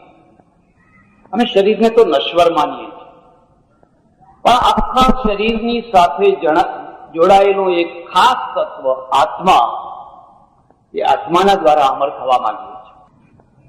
એમ આ જે વ્યક્તિત્વ છે એ વ્યક્તિત્વને હું ત્રણ ભાગમાં વહેંચું છું. આખા શરીરની સાથે જોડાયેલું એક ખાસ તત્વ આત્મા, એ આત્માના દ્વારા અમર થવા માંગીએ છીએ. એમ આ જે વ્યક્તિત્વ છે એ વ્યક્તિત્વને હું 3 ભાગમાં વહેંચું. શારીરિક વ્યક્તિત્વ, ગુણોના દ્વારા આવેલું વ્યક્તિત્વ અને મસ્તિષ્કનું વ્યક્તિત્વ. આ 3 વ્યક્તિત્વ. પહેલા શરીરની વાત કરું. શરીરના 3 વ્યક્તિત્વ: સૌંદર્ય, સ્વાસ્થ્ય અને કંઠ, ગળું. આ 3 શરીરના વ્યક્તિત્વ. તમારા ઘરમાં મોનાલિસાનું ચિત્ર હોય કે કોઈ જગ્યાએ તમે એ ચિત્ર જુઓ, આ વ્યક્તિના અંદરથી સૌંદર્યનું પાસું કાઢી નાખવામાં આવે તો બાકી રહે છે વ્યક્તિ રહે છે. એ કેમ ખાતી હતી, એ કેમ બેસતી હતી, કોના ઉપર ક્રોધ કરતી હતી, એ એના જીવનના બીજા પાસા. પણ એ પાસાને આપણે સ્પર્શતા નથી. આપણે માત્ર એના સૌંદર્યને સ્પર્શીએ અને સૌંદર્યનું પાસું છે માત્ર એનું આટલું એક ચિત્ર. એટલે અમર છે. એ અમર છે એના સૌંદર્યના દ્વારા. એક બીજી વ્યક્તિ છે, પહેલવાન જેવી મકલ ચડાવીને ઉભેલી. એની પાસે કયું વ્યક્તિત્વ? એની પાસે સૌંદર્ય નથી. છાતી છે, મકલ છે, બાવડા છે, અને પહેલવાન જેવું ચિત્ર આપણે જોઈએ છીએ. આ માણસ અમર છે. માનો કે ભીમ, માનો કે હનુમાન, આ પાત્રો કેમ અમર છે? ભીમ સૌંદર્યના કારણે અમર છે. ભીમ એટલા માટે અમર છે એની પાસે નકલ છે. હનુમાન એટલા માટે અમર છે, એક પરાક્રમ, અદભુત દરિયો કૂદવો હોય, કંઈ કરવું હોય તો કરી બતાવી શકે છે. આ શારીરિક વ્યક્તિત્વ છે. એક વ્યક્તિત્વ છે જે ગળામાંથી નીકળે છે. તાનસેન અમર છે. તાનસેન પાસેથી ગળું કાઢી લો. આજ કોઈ સારામાં સારા ગાયક હોય, એનું બધું રહેવા દો, એની પાસેથી ગળું કાઢી લો, બાકી શું રહે છે? એનું વ્યક્તિત્વ કોઈ શરીરમાં નથી. ઘણીવાર એવું બનતું હોય, ગાનાર એટલું સરસ ગાતો હોય પણ નજરે જુઓ તો તમને કલ્પના થાય, આ આવો છે. એક વાર દિવાળી જેમ ભીમને જોવાનું પ્રસંગ આવ્યો. એમના બધા ભજન ને એ તો બધું ઘણું સાંભળેલું, પણ જયારે નજરે જોવાનો પ્રસંગ આવ્યો ત્યારે એમ થયું, આટલું સરસ ગાનાર અને એની આકૃતિ એના સાથે કઈ મેળ નથી થતી. પણ આ કંઠ છે એ વ્યક્તિત્વ છે. અને એટલે ગાયક અમર છે, સૌંદર્ય અમર છે અને સ્વાસ્થ્ય, આરોગ્ય અમર છે. પણ સારી રીતે આ વ્યક્તિનું વ્યક્તિત્વ સ્થૂળ કક્ષા. એના ઉપર બીજું વ્યક્તિત્વ આવ્યું, ગુણોનું વ્યક્તિત્વ. ઘણી વાર એવું બને, માણસ પાસે શરીર ના હોય, માણસ પાસે સ્વાસ્થ્ય ના હોય, માણસ પાસે ગળું ના હોય, આરોગ્ય ના હોય, અને છતાં એ અમર હોય. શ્રીમદ રાજચંદ્રની પાસે શું છે? કોઈ પહેલવાન જેવું સ્વાસ્થ્ય છે? ગાંધીજીને જ લઈ લો. કોઈ સરસ ગળું છે? ફોટો પાડવાનું મન થાય એવું સૌંદર્ય છે? આમાંનું કશું નથી આપણા ત્યાં અટકાવત. અને કશું ના હોવા છતાં પણ આ વ્યક્તિ અમર છે. કયા વ્યક્તિત્વથી? એના ગુણોના વ્યક્તિત્વથી. આ વાત યાદ રાખજો. ગુણોનું વ્યક્તિત્વ સમાજને સંતો આપે. આપણા દુર્ભાગ્ય છે કે આપણે સંતોનો અર્થ વેશ કર્યો છે. કોઈને નિશ્ચિત કપડામાં જોઈએ એટલે કે સંત આવ્યા, અને એના કરતા 1000 ગુણો વધારે વાળો કોઈ પાટલુન વાળો માણસ આવ્યો હોય તો એને કોઈ સંત ના કહે. આ આપણા દેશનું સદભાગ્ય નથી, આ દુર્ભાગ્ય. મારું એક નાનું સરખું પુસ્તક છે, એનું નામ છે ધર્મ. એક જૈન સજ્જને મારી પાસે લખાયું, આગ્રહ કરીને લખાયું. શું છે ધર્મ? એટલે શું? જે સદગુણોનો વિકાસ કરાવી આપનારી જે પ્રક્રિયા છે એનું નામ ધર્મ. જે સદગુણોનો વિકાસ કરાવી આપનારી જે પ્રક્રિયા છે એનું નામ ધર્મ. તમે અભિષેક કરો, તમે ઉપવાસ કરો, તમે ફલાણું કરો, તમે ફલાણું કરો, ગરમ કપડા પહેરો, ના પહેરો, ઓછા પહેરો, લાકડા ઉપર સુઈ જાઓ, એને ને મારે કઈ સંબંધ નથી. મને એમાં કોઈ રસ નથી. રસ એમાં છે જેનાથી તમારા સદગુણો વધે એવી તમામે તમામ પ્રક્રિયા, એ પ્રક્રિયાનું નામ છે ધર્મ. અને આ પ્રક્રિયા છે એ સંતો પેદા કરતી હોય છે. મીરાબાઈ અમર છે, ભામાશા અમર છે. ભામાશાનું રૂપ કેવું હતું આપણને ખબર નથી, એના બાવડા કેવા હતા એ ખબર નથી. ભામાશા કેમ અમર છે? ભામાશામાં એક બહુ વિકસિત થયેલો ગુણ હતો, અને ગુણ બે ગુણો હતા. એક ગુણ નહીં પણ બે. એક ગુણ હતો ઉદારતા, અને બીજો ગુણ હતો પાત્રને ઓળખવાની ક્ષમતા. પાત્રને ઓળખવાની ક્ષમતા મસ્તિષ્કમાંથી આવે છે, અને ઉદારતા હૃદયમાંથી આવે છે. મસ્તિષ્કમાંથી જો ઉદારતા આવે ને તો એનો કોઈ ને કોઈ નાના મોટા બેઝ ઉપર થોડી ઘણી પણ કોમર્શિયલ વૃત્તિ રહેતી હોય છે. માત્ર હૃદયમાંથી જયારે ઉદારતા આવતી હોય છે ને ત્યારે ધોધની માફક ફૂટી નીકળતી હોય. રાજસ્થાનમાં એક જૈન મંદિર છે, કોઈ વાર જોવા જજો. એનો ઇતિહાસ, એક શેઠ બેઠેલા સવારના પરમાં બેઠા બેઠા દાતણ કરે, અને એક વણઝારાની પોટ નીકળી. 100-200 પોઠો, પહેલા તો વાહન વ્યવહાર એનાથી થતો. એ 200 પોઠોની અંદર માત્ર કેસર ભરેલું, અનાજ નહીં, મીઠું નહીં, પણ માત્ર કેસર ભરેલું. અને આ વણઝારો પણ એવો એને નક્કી કરેલું કે આ બધી પોઠો એક સાથે ખરીદે એને જ મારે વેચવી, છૂટક છૂટક નહીં વેચવી. હવે આ 200 પોઠો એક સાથે ખરીદે તો કોણ ખરીદે? એક બીજી વાત યાદ રાખજો, દુનિયામાં ઇતિહાસ ગાડા માણસોનો હોય છે.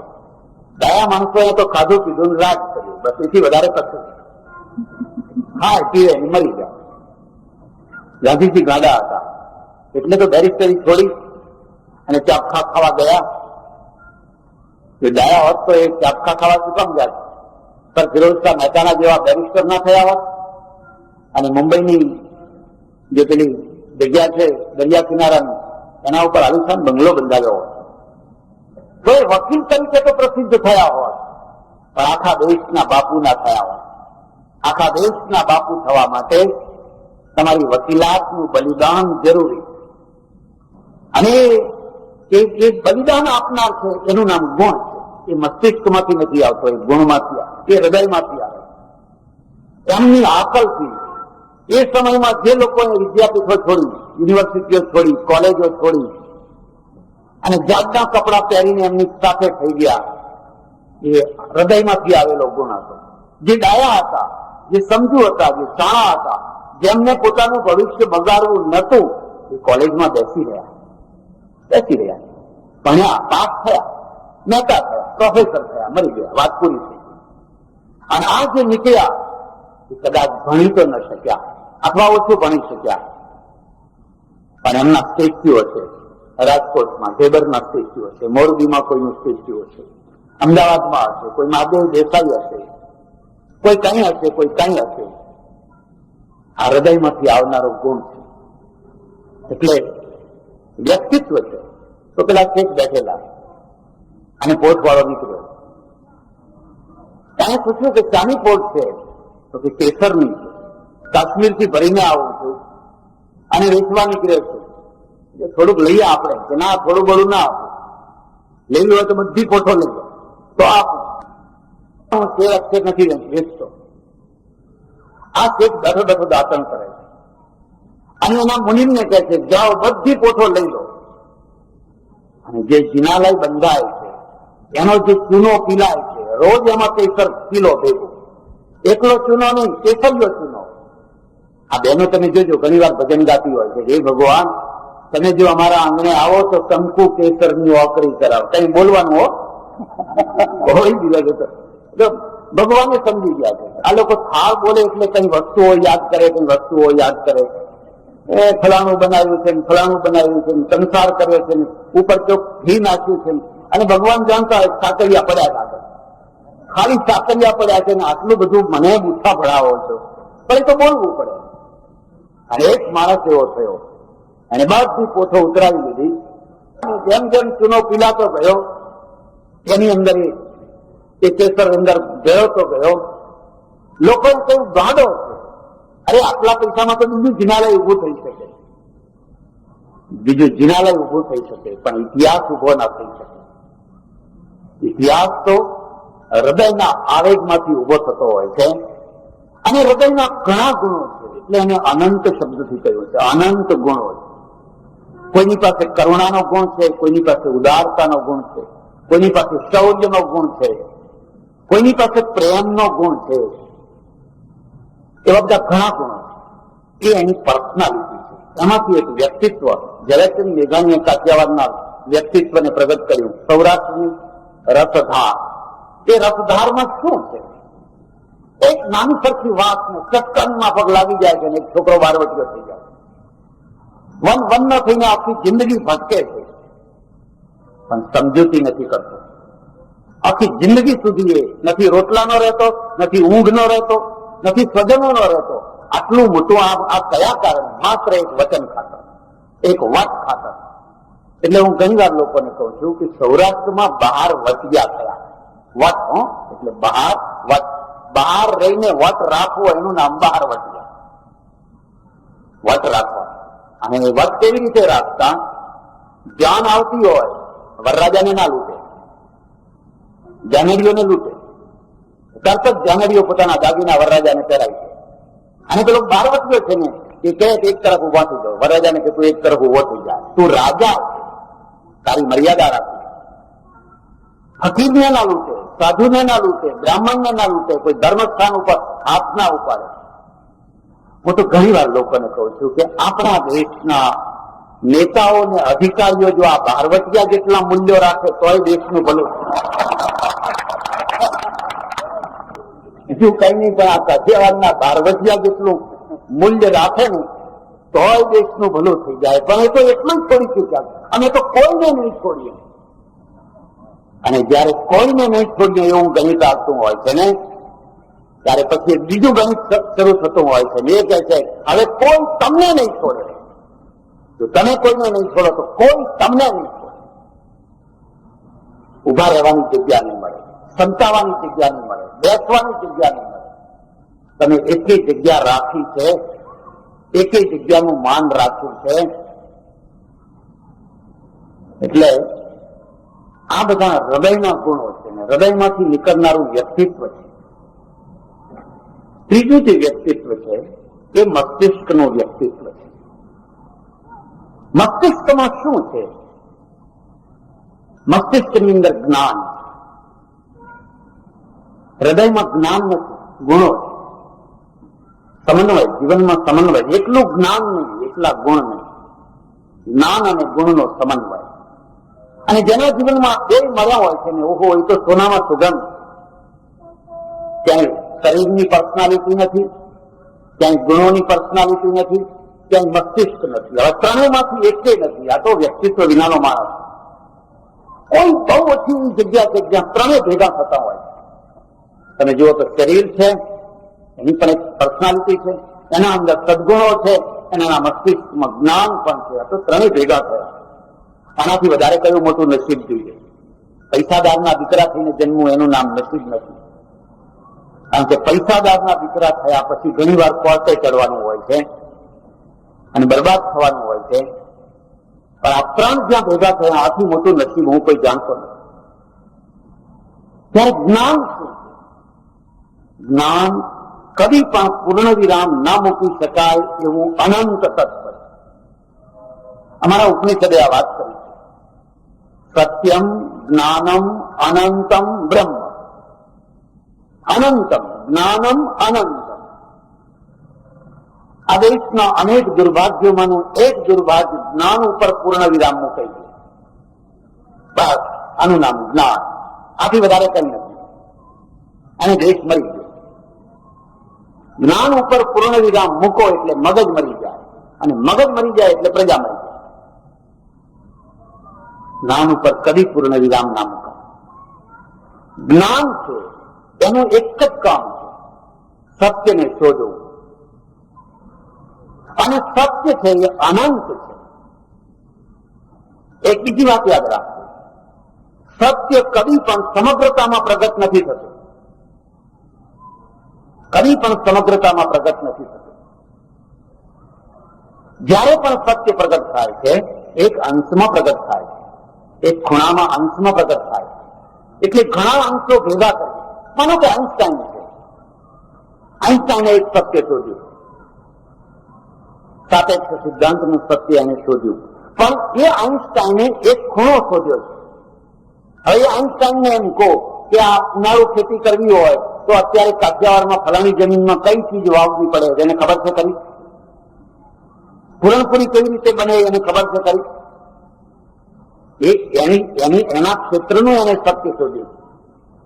આપણે શું કરીએ છીએ, જયારે પણ કોઈ આવો એક વિશિષ્ટ વ્યક્તિ થાય છે એના અંદર સંપૂર્ણતાનો આરોપ મૂકી દઈએ, સંપૂર્ણતાનો આરોપ મૂકી દઈએ. અને સંપૂર્ણતાનો આરોપ મૂક્યા પછી હવે આના ઉપર કોઈ બીજો થાય નહીં એની કાળજી રાખીએ. ફરી કોઈ આના ઉપર કોઈ બીજો ના થાય. જે કંઈ થવું હોય આના માધ્યમથી થવાનું, આના દ્વારા થવાનું, આટલું જ થવાનું. એટલે જ્ઞાન છે એ સત્યને શોધવાની જગ્યાએ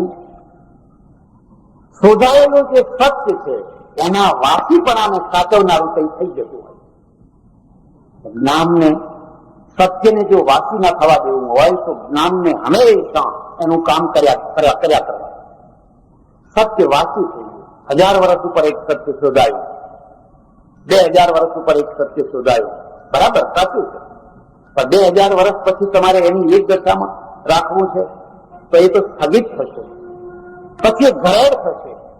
હું ઘણી વાર લોકોને કહું, મને ગાંધીજી ઉપર બહુ પ્રેમ, બુદ્ધ ઉપર પ્રેમ, મહાવીર ઉપર પ્રેમ, બધા મહાપુરુષો ઉપર પ્રેમ, પણ તમે મારી પાસે એવી અપેક્ષા રાખો કે આ એકાદ ઘરેડમાં હું ફર્યા કરું તો તમારી વાત ખોટી. સ્થગિતતામાંથી ઘરેડ આવતી હોય અને ઘરેડ સંપ્રદાય બનતી હોય અને સંપ્રદાય ઉપરના લેવલથી નીચે જતો હોય. રસ્તો ઉપર ને ઘરેડ નીચે, તમારે જોયું હોય તો જોઈએ. કારણ કે જેમ જેમ ફરો એમ ઘરેડ ઊંડી થતી જાય એટલે તમારે તો ઊંડા જ જવાનું, ઉપર નહીં જવાનું. આપણા ત્યાં ઘરેડમાં ચાલનારા હજારો લાખો વિદ્વાનો, ઘરેડના ઉપર રસ્તો બનાવનારા કેટલા. ઘાંચીના બળદ થવું એ કોઈ બહુ મોટી મહત્તા નથી, કારણ કે ઘાંચીના બળદને કદી પણ છેડો આવતો જ નથી હોતો, એ તો ફર્યા જ કરતો હોય. એ નવું નથી શોધતો હોતો. મંજિલ તો એની હોય કે જેને સીધું ચાલવાનું હોય, ભલે ખોટું ચાલો, પણ ચાલવાનું છે, કોઈ દિવસ સાચું મળશે. પણ તમે ઘરેડમાં ચડી ગયા, અટવાઈ ગયા, ઘરેડ તમે સત્યને નમસ્કાર નહીં કરી શકો, તમે સત્યને સ્વીકારી નહીં શકો, તમે જ્ઞાનના વધામણા નહીં લઈ શકો, કારણ કે તમારે તો 2000 વર્ષ પહેલાનું સત્ય જોઈએ છે, 5000 વર્ષ પહેલાનું સત્ય જોઈએ છે. અને સત્ય વાસી ન કરવું. ત્યારે આ કાર્ય થશે કેવી રીતે? પૂર્વ અને પશ્ચિમમાં શું ફરક છે? પશ્ચિમ કેમ આગળ નીકળી ગયું, પૂર્વ કેમ પાછળ રહી છે? પહેલા તમે જુઓ તો લગભગ 1000 વર્ષ પહેલા, 1000 વર્ષની આજુબાજુમાં જે દશા આપણી હતી એવી જ દશા પશ્ચિમની હતી. અને ત્યાંથી ક્રાંતિ જે થઈ, આ ઘરેડ તોડવાની જે ક્રાંતિ થઈ ચર્ચમાંથી થઈ. શોષિતો કદી ક્રાંતિ નથી કરતા હોતા, લખી લેજો. જેનું શોષણ થતું હોય એ શોષિતો કદી ક્રાંતિ નથી કરતા હોતા. ક્રાંતિ ક્યાંથી જાગતી હોય છે? જેનું શોષણ નથી થયું હોતું એ ક્રાંતિનો નેતા બનતો હોય. માર્ક્સ કોઈ શોષિત નતો, ઓલિવર ક્રોમવેલ કોઈ શોષિત નતો. શોષિત સ્વયં ક્રાંતિ માટેની યોગ્યતા જ નથી રાખતો. તમે એને તૈયાર કરો તો કે ના હો, મારું કામ નહીં, મારાથી આ નહીં થઈ શકે. એમ જે સત્ય માટેની જે ક્રાંતિ થઈ એનું મૂળ ચર્ચમાંથી આવ્યું, નાસ્તિકોમાંથી નહીં, ચર્ચમાંથી નીકળ્યું. કોપનહેગન કોણ હતો? ચર્ચનો પાદરી હતો. એ બધા બ્રુનો કોણ હતો? હું 2 વર્ષ ઉપર ગયેલો અને મેં ગેલિલિયો અને બ્રુનો અને બધાના સ્ટેચ્યુ જોયા ઇટાલીમાં. આખી ચર્ચમાં એમના સ્ટેચ્યુ બનાવીને મૂકેલા છે. પૂજા થાય. એક ટાઈમે એને જીવતો બાળ્યો, લોખંડના થાંભલા સાથે બાંધીને એને જીવતો બાળ્યો.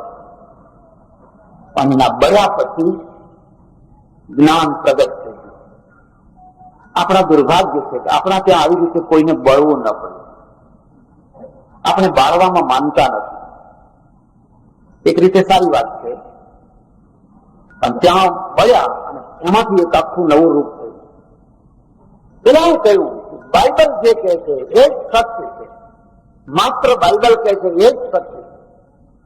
એને કહ્યું નહીં, હું દૂરબીન બનાવીશ, રાત્રે છત ઉપર બેસીશ. અને એ જમાનાનું એના માટે જે કંઈ શક્ય હતું એ રીતે એને દૂરબીન બનાવ્યું અને તારાઓનું અધ્યયન કર્યું. સૂતો રોજ તારાઓ જોયા કરે. એને એક નકશો બનાવ્યો અને પછી એને જાહેરાત કરી કે સાચી વસ્તુ બાઇબલમાં લખી એ નથી, પણ સાચી વસ્તુ આ જ. કોણ સહન કરી શકે? રજવાડા સાથે બાત ભીડવી સરળ કામ છે, પણ ધર્મ સામે બાત ભીડવી એ સૌથી અઘરામાં અઘરું કામ છે. એમાં પણ ધર્મ જયારે જનૂનની પરાકાષ્ઠાએ પહોંચ્યો હોય, ધર્મ જયારે આંખો બંધ કરીને બેઠો હોય અને તમે એને કઈ સાચી વાત કહેવા જાઓ તો કાં તો તમારે મનસુરની માફક ફાંસીએ ચડવું પડે, કાં તો ગૃહની માફક બળવું પડે. મારા દેશનું આ એક બહુ મોટું સદભાગ્ય છે કે આપણે બધાની વાત સાંભળી છે. ભલે પાલન કરીએ કે ના કરીએ, સ્વીકારીએ કે ના સ્વીકારીએ, પણ ચાર વાક આવે કોઈ બોલે કોઈ વાહ વાહ, બૃહસ્પતિ બોલે કોઈ વાહ વાહ, બુદ્ધ બોલે કોઈ વાહ વાહ, અને બીજું કોઈ બોલે કોઈ વાહ વાહ. કોઈના ઉપર કાંકરી નથી થઈ. આપણું જમા પાછું. અને એટલે જેટલું મુક્ત ચિંતન આ દેશમાં થઈ શક્યું, કદાચ દુનિયાના બીજા કોઈ દેશમાં એટલું મુક્ત ચિંતન ના થઈ શક્યું. પણ એ અટકી ગયું રાજસત્તાના દ્વારા, પૂર્ણ વિરામ મૂકવાના દ્વારા. પેલા કહ્યું મારે હવે નિર્ણય જે કરવો છે મારા દૂરબીનના દ્વારા કરવો છે. પૃથ્વી ફરે છે કે સૂર્ય ફરે છે, પૃથ્વી ગોળ છે કે ચપટી છે, શું છે ને શું નથી, એ બધા નિર્ણયો આજ સુધી અમે આ પુસ્તકોના દ્વારા કર્યા. હવે અમારે આ પુસ્તકોના દ્વારા નહીં, હવે અમારા સાધનો દ્વારા કરવા. અને અમને સાધનો બનાવવા માટે દરિયાનો નકશો બનાવ્યો. એ દરિયાના નકશાના પરિણામ એ થયું કે એનાથી એક વાસ્કો ડી ગામા અને કોલંબસના પહેલા સેંકડો કોલંબસો થયા જેનું ઇતિહાસમાં નામ નથી. કોલંબસ તો વારસદાર હતો સાગર ખેડૂઓનો, એના પહેલા તો કેટલા મરી ચૂક્યા હતા. પણ અમે નવા નવા નકશા બનાવશું, આખી ભૂગોળને ખગોળને નવી રૂપમાં જોઈશું, અનુભવના રૂપમાં જોઈશું. એટલે ત્યાંનું વિજ્ઞાન આગળ વધ્યું અને ઘણા સુધારા થયા. આજ સુધી સુધારા. આજે આખી દુનિયા ઉપર પર આ માઇક કોણે બનાવ્યું? આપણે કેમ ના બનાવ્યું? આ ટેપ રેકોર્ડર, આ ઘડિયાળ કોણે બનાવ્યું? તમે એક ચીજ ઉપર આંગળી મૂકો. ઘણા લોકો કહે છે પશ્ચિમની સંસ્કૃતિનો વિરોધ કરવો જોઈએ. વિરોધ કોનો થતો હોય છે? જેના આગમનને રોકી નથી શકાતું હોતું એને. કોઈ ભિખારીનો વિરોધ કરે છે? કદી મોરબીના લોકો ભેગા થઈને એમ કહે છે કે આપણે આ ભિખારીનો વિરોધ કરવો જોઈએ?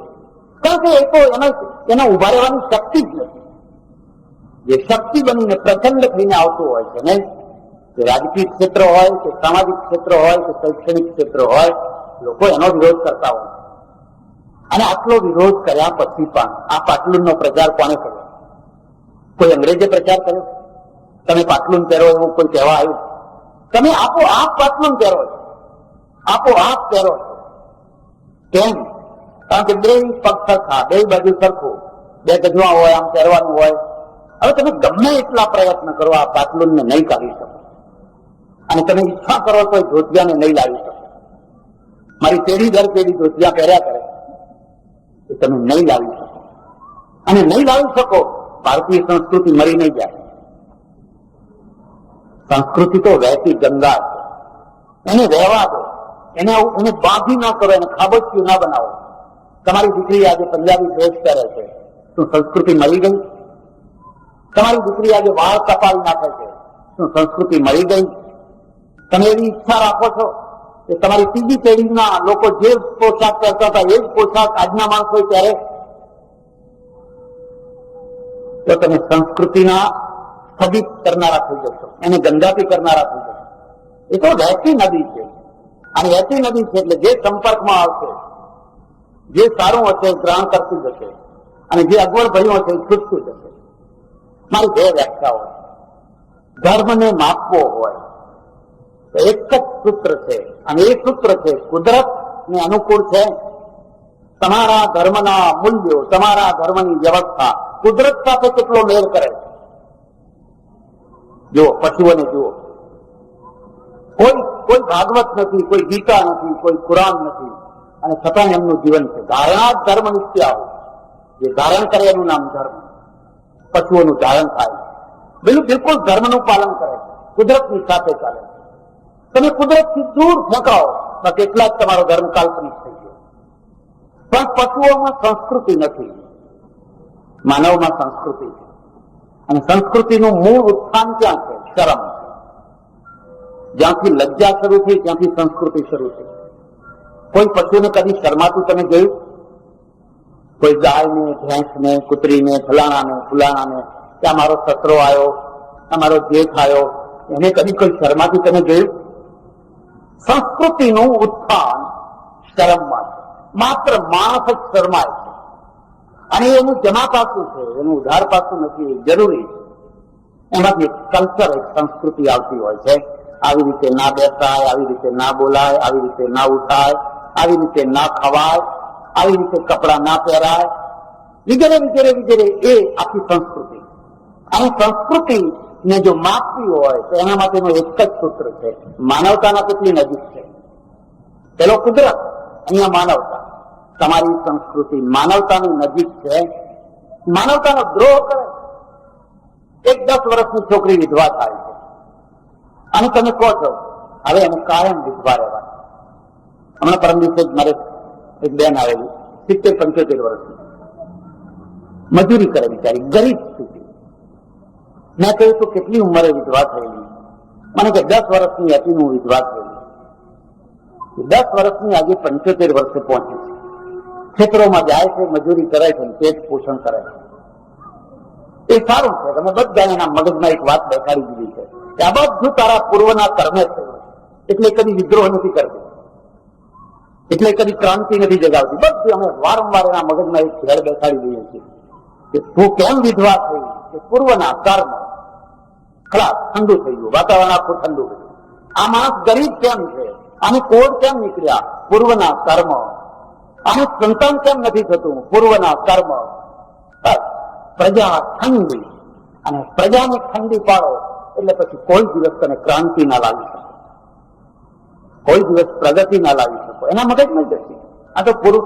એટલે સુધી કે મને યાદ છે, હું જયારે સ્કૂલમાં ભણતો ત્યારે એક હરિજન છોકરો ભણવા આવતો, એ બહાર બેસતો, અને કોઈ વાર અમે એના નજીક પહોંચી જઈએ તો પોતે દૂર ખસી જાય. એ અડવાનો પ્રયત્ન ન કરે, પણ અમે જાણતા અજાણતા, બામણનો છોકરો એમ કે બામણનું ખોડિયું, અને મને અડે તો મને પાપ લાગે એમ કે. અમને તો પાપ લાગતા લાગશે, પણ એ પોતે એમ મને પાપ લાગે. એક દિવસ મેં એમ પૂછ્યું, એ આવું કેમ હશે? તું કોઈને અડી ના શકે, તને કોઈ અડી ના શકે. એ તો પૂર્વના કર્મ પ્રમાણે જન્મ મળે, મેં એવા કર્મ કર્યા હશે તો ભગવાને મને આ જન્મે આવું મૂક. હવે કદી એ તો ઠંડુ મગજ, કોઈ દિવસ ગરમ ના થાય. સત્ય છે. એ સંસ્કૃતિ છે ને એને માપવાનું ગજ છે માનવ. 10 વર્ષની છોકરી કેમ વિધવા રહી? 65 વર્ષનો વિધુર છે ને 4થી વાર કેમ પરણે છે? 65 વર્ષે એને પરણાય કારણ કે કલ્ચર છે. 10 વર્ષે ના પરણાય કારણ કે કલ્ચર છે. આમાં માનવતા ક્યાં છે? જે આવશ્યકતાઓ 65 વર્ષના માણસને છે 10 વર્ષની છોકરીને નથી.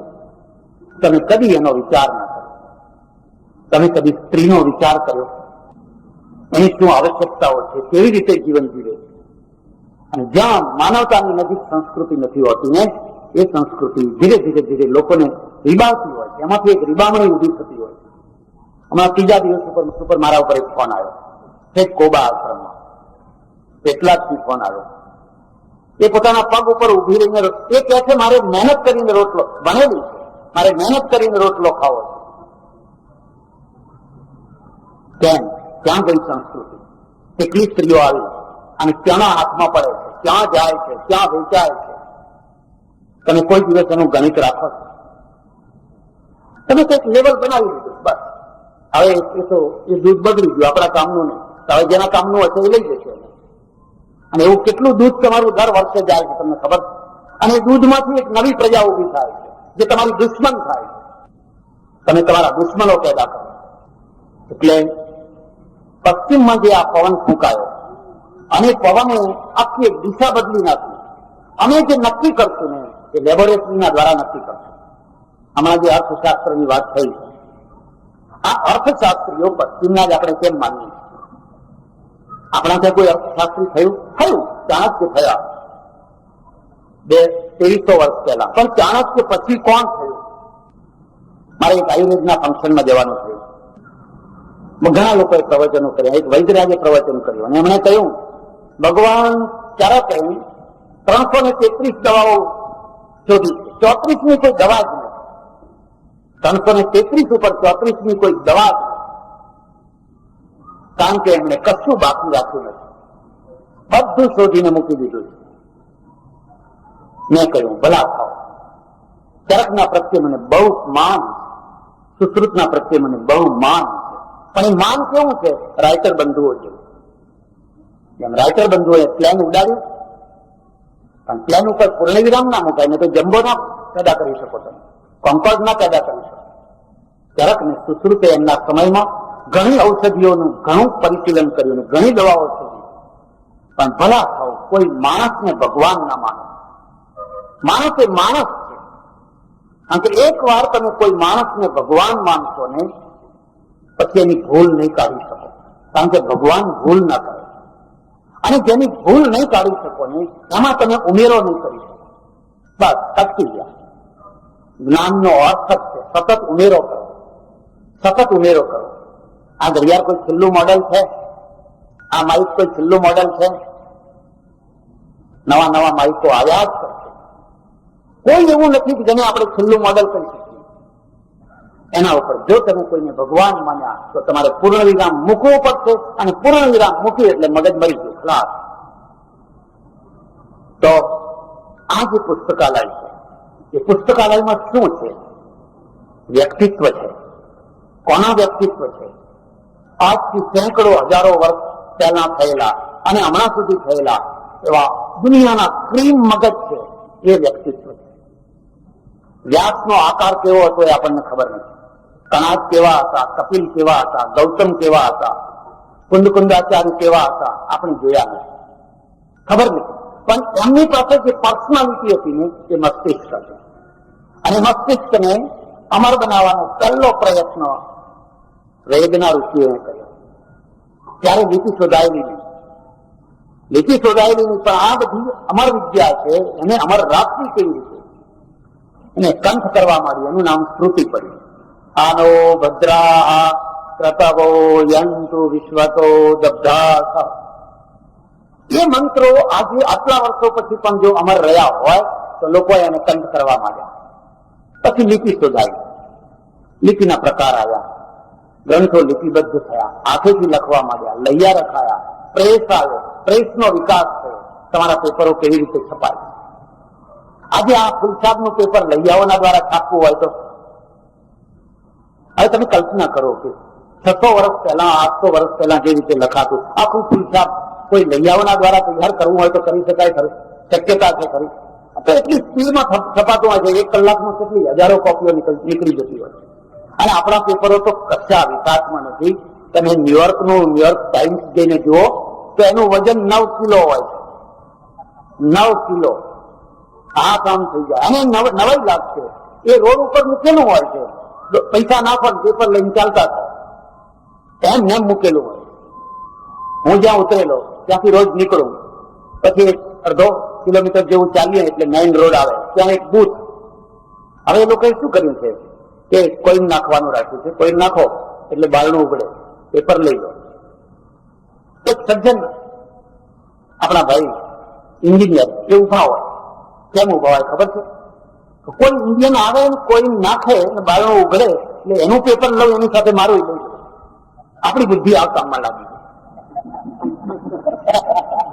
આપણી પાસે બુદ્ધિ નથી એમ નહીં, પણ આ એક વાર બારણું ઉઘડતી વખતે બીજું કેમ તપાવી દેવું, હું ઘણી વાર જોઉં, કશું કહેવાય નહીં. આવો મોટો એન્જિનિયર, કેટલો એને પગાર, એની પાસે પૈસા નથી એમ નહીં, પણ એના અંદર એક ગૌરવ છે, હું કેવી રીતે પેપર ખેંચી લઉં છું.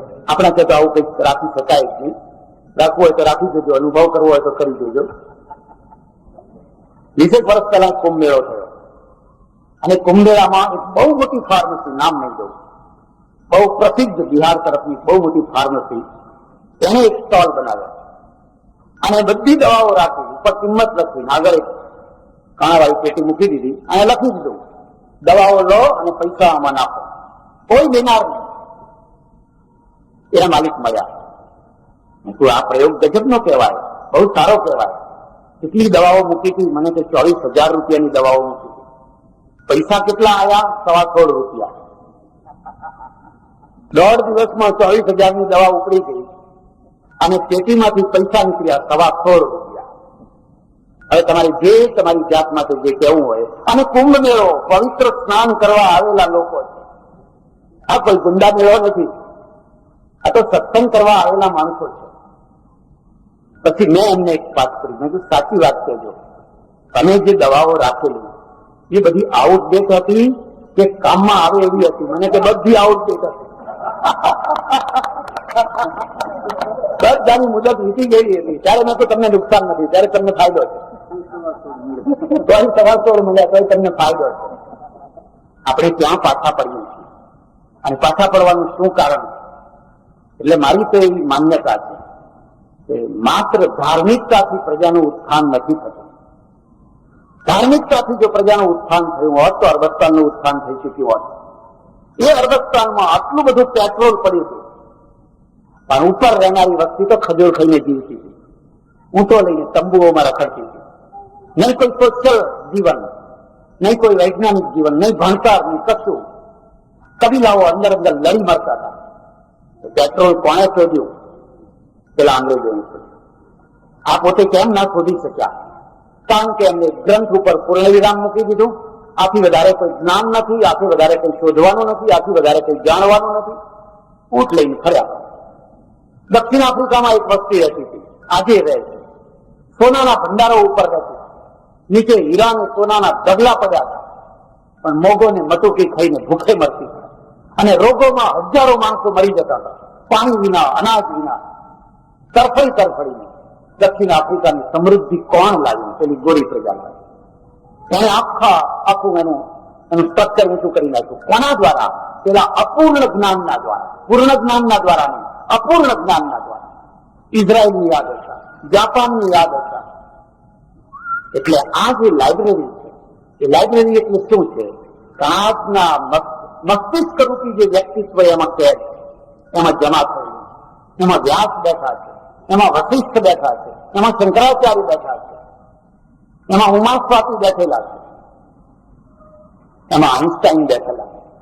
હવે તમારે માણસના વ્યક્તિત્વને મસ્તિષ્કના દ્વારા જોવું હોય તો આઈન્સ્ટાઈન જીવતા હશે ત્યારે ખબર નહીં એની ટેવો કેટલી, કુટેવો કેટલી, એ તો આપણે જાણતા નથી. અને દરેકને કઈ ને કઈ ટેવો કુટેવો હોય, એ તો એની પત્નીને પૂછો ખબર પડે. એને પૂછો તમારા પતિ કેવા, એ બિચારી તરત જ ખાદ્ય લેવા માંડે. ભલે ને અમારે એક બહુ મોટા નેતાના ત્યાં જવાનું છે, હવે બહાર ગયેલા. એમના પત્ની રસોડામાંથી આવ્યા, મને કે આ તમારા ભગતને જરા સમજાવો, આ તો એમના નસીબ હારા કે હું મળી છું, બાકી એ તો રખડ રખડ રખડ રખડ કરે છે. આ ઘર તો ક્યારની ઉજ્જર થઈ ગયું, આખું ઘર તો હું હાથું. પછી આવ્યા, મેં એમને કહ્યું, મેં કહ્યું આ તમારા પત્નીને તમે કદી કોઈ સભા સોસાયટીમાં લઈ જાઓ છો? મને કે ના, અભણ છે. એ ભલી ને એની ભેંસ ભલી, એ ભલું ને એનું રસોડું ભલું. મેં કહ્યું એનું પરિણામ શું આવ્યું તમને ખબર છે? એનું પરિણામ એ છે કે આખી દુનિયામાં તમારી વાહવાહી થાય છે અને તમારા ઘરમાં તમારી નિંદા થાય છે. એ તમારા વ્યક્તિત્વને ઓળખી નથી. જો એને તમે સભામાં લઈ જાઓ, સાથે લઈ જાઓ, તો એ તમને ઓળખી શકે, તમારા વ્યક્તિત્વને ઓળખી શકે. તમારા ઘરમાં તો એ તમારા દોષોને જ જોયા કરે. ખાતી વખતે હાજર નહીં, ઊંઘતી વખતે હાજર નહીં, મહેમાન આવે તો હાજર નહીં, બે પૈસા કમાવામાં આ નહીં. એટલે એને તો એમ જ લાગે છે કે આ તો ઠીક, હવે કઈ નહીં, અરે હું છું બધું ચાલે છે. તમારું જે મૂળ વ્યક્તિત્વ છે એ તો એને કદી જોયું જ નથી. તમે એને હંમેશા સાથે લઈ જાઓ, સાથે ને સાથે રાખો તો તમારા વ્યક્તિત્વને એ સમજી શકે. એટલે સજ્જનો, આ જે લાઇબ્રેરી છે, એ લાઇબ્રેરીમાં પુસ્તકો છે, પુસ્તકો નથી, એ ઋષિઓ છે, એ વિદ્વાનો છે, પંડિતો છે, એ જ્ઞાનીઓ છે. અને એ છેલ્લા પુસ્તકો નથી, એ છેલ્લા એડિશન નથી, નવા ને નવા નીકળ્યા કરશે. દર વર્ષે આટલા નોબેલ પ્રાઇઝ વેચાય છે. ભારતમાં કેમ આટલા નથી આવતા? બધા નોબેલ પ્રાઇઝ મોટા તમારી પાસે. પણ જોવાનું એ છે તમારો ક્રીમ વર્ગ ક્યાં લાગેલો છે, એનું કેન્દ્ર બિંદુ ક્યાં છે. અને ક્રીમ વર્ગ જો આ પૂર્ણ જ્ઞાનમાં લાગ્યો હશે તો દેશ મરી જશે. જે આ પૂર્ણ જ્ઞાનમાં લાગ્યો છે અને વિજ્ઞાનમાં લગાવો, જુઓ તમે સુપડા ભરીને નોબેલ પ્રાઇઝ તેને લઈ આવશે, સુપડા ભરીને. બાકીની પ્રજા તો પ્રજા નહીં, એ તો પાછળ ઘસડાનારી પ્રજા છે. હું હમણાં નર્મદા બાંધ જોવા ગયો અને બધું જોયું, આવશે લેખો સંદેશમાં. હમણાં મેં જાણી કરીને લેખો નથી આપ્યા, કારણ કે ચૂંટણી ચાલે છે ને, એટલે કોઈ એમ ના સમજી લે કે ભાઈ આ કોઈના લાભ ખાતર ચૂંટણી પતી જવા દો, પછી લેખો આવશે. મેં જોયું ત્યાં સેંકડો મજૂરો કામ કરે છે. મજૂરો બાંધ નથી બાંધતા, બાંધ તો 2, 5, 10 ભેગા બાંધે છે. અને જે બાંધ બાંધનારા છે ને એ કદી તગારું પકડતા જ નથી લેલું પકડતા, નથી પાવડો પકડતા, નથી તગારું પકડતા. એ તો માત્ર કાગળ ઉપર લીટા કરે છે, કાગળ ઉપર. પેલા જે મજૂર છે, કારીગરો છે, એમનું તો એક જ કામ છે, જ્યાં કહો ત્યાં ઢગલો કરી આપે. જયારે બાંધ તૂટે તો કોઈ એમ ના કે આ ફલાણા મજૂરનો વાંક છે, એનો જે આર્કિટેક્ટ હશે, ડિઝાઇનર હશે, ડિઝાઇનરને દોષ આપે. બસ એ જ ક્રીમ વર્ગ છે. જેમ બાંધ બાંધનાર છે એક ડિઝાઇનર છે, એક એન્જિનિયર છે, એમ પૂરા દેશનો પણ એક એન્જિનિયર હોય છે, પૂરા દેશનો એક ડિઝાઇનર હોય છે. બાકી તો પ્રજા ઘસડાતી હોય. તમે અહીં કહો તો અહીં કહો, તાલીઓ પાડવાનું કહો તાલીઓ પાડે, આંદોલન કરવાનું કહો તો આંદોલન કરે. એ તો ઘસડાનારી પ્રજા છે. ક્રીમ વર્ગ શું છે? અને જે પ્રજાને સારા એન્જિનિયર મળ્યા હોય, સારા ડિઝાઇનર મળ્યા હોય એ પ્રજા કદી દુઃખી ના થાય. પ્રજા જયારે પણ દુઃખી થતી હોય છે એના એન્જિનિયરોમાં જ દોષ હોય, એના ડિઝાઇનરોમાં જ દોષ હોય. એટલે આ જે લાઇબ્રેરી છે, એ લાઇબ્રેરીની જે સ્થાપના, હું એ અર્થમાં એને મહત્વ આપું છું કે માણસના મસ્તિષ્કને જગાડો, બાકી બધું કામ આપોઆપ થઈ જશે. તેના માટે એક અન્ન ક્ષેત્ર શરૂ કરી દો, કોઈ કામ નહીં થાય. હા, 4 કલાકની વિશ્રાંતિ મળશે, બાકી દેશ ઊંચો નહીં આવે. તેના માટે એક ચોકડી ખોદવાનું કામ ઉભું કરી આપો, બરાબર, અઠવાડિયામાં રોજી એને મળી રહેશે. એથી કોઈ દેશનું કામ નહીં થાય. દેશના કામનું મૂળ જગ્યા આ મસ્તિષ્ક છે. એના મસ્તિષ્કને સાચી દિશામાં વિકસિત થવા દો. જેમ હમણાં કહ્યું અમારે દેસાઈ સાહેબે, એ લોકો પેલું ખૂની ખંજર વાંચે છે, ફલાણું વાંચે છે. હું એમાં બહુ વિરોધી નથી, કારણ કે માણસની ઉંમર હોય છે. નહીં પેલી જિંદગીમાં એ વાંચેલા દરેક શેરલોક હોમ્સના બધા પુસ્તકો ને એ બધા હોય, એક રસ હોય છે. હવે તમે 15 વર્ષના છોકરા ઉપર જબરજસ્તી ગીતા મારી દો અને કહો ગીતા વાંચ, ગીતા વાંચ, ગીતા વાંચ. તમારે અનુભવ કરવો હોય તો કરજો. અત્યંત ધાર્મિક આગ્રહી કુટુંબોની અંદરથી નાસ્તિકો પેદા થતા હોય છે, કારણ કે એના ઉપર એનું રિએક્શન આવ્યું હોય. શાસ્ત્રીઓના ઘરમાં તમારે જોવું હોય તો નાસ્તિકો પેદા થવાના. પંચિંગ કર્યા કરે, આ વાંચ, આ વાંચ, આ વાંચ. એટલે પેલો આમ ઝંખતો હોય છે, મને ચક્રમ વાંચવાનું ક્યાં મળશે, મને પેલું કયું બધા નીકળે છે યુગ દર્શન ને એવું બધું, એ ક્યાં મળશે. મારા એક ઓળખીતા સાધુ છે, એમણે એક ગુરુકુળ ખોલ્યો અને ગુરુકુળમાં એવો નિયમ બનાવ્યો કે કોઈ પણ છોકરાને પિક્ચર જોવા નહીં દેવાનું. 6 મહિને જયારે વેકેશન પડે, ઘરમાં જવાનું થાય, એક છોકરો 8 દિવસ ઘરમાં રહ્યો અને 24 પિક્ચર જોયા, કારણ કે બધી દાજ કાઢવી છે. આ 6 મહિનાની બધી દાજ કાઢવા. મારે ત્યાં આશ્રમમાં હું પેલા વિદ્યાર્થીઓ રાખતો અને અમને કહેતો, હું તમને મહિનામાં 2 વાર પૈસા આપીશ, તમે બધા ભેગા થઈને પિક્ચર જોવા જજો. હવે હું જો ના કરું એવું તો વરંડા કૂદી જાય, પછી ચોરી છૂપી જાય, આખું એનું એક યુનિયન તૈયાર થઈ જાય, એક નજર રાખનારું થઈ જાય. તમે એને ક્યાં પકડવાના? મને એક માણસે કહ્યું મને કે તમે આ સ્કોલરશીપ આપો છો, ત્યાં કોલેજના છોકરાઓ તો સિગરેટ પીતા હોય છે, તો તમારા પૈસા તો સિગરેટ પીવામાં જવાના. મેં કીધું જવા દો, પીવા દો. મેં કીધું આ પૈસા આવી રીતે બરબાદ કરવાના છે? મેં કીધું ના, કારણ કે મેં એ ઉંમર જોઈ છે, મેં એ ઉંમર. હવે હું આજની ઉંમર એમના ઉપર થોપી દેવા માંગુ કે તમે હવે મારી કક્ષાએ આવી જાઓ, તો એના ઉપર અત્યાચાર છે. એવું ના થઈ શકે. હા, એટલું છે કે સમાજ અત્યંત વિકૃતિના માર્ગે આગળ ના વધી જાય. એક બેલેન્સ રહે, બરાબર, એ બરાબર. બાકી તમે અમેરિકાની એ દેશોમાં જો બધું વાંચવાનું છૂટ, બધું જોવાનું છૂટ, અને બધું છૂટ હોવા છતાં લોકો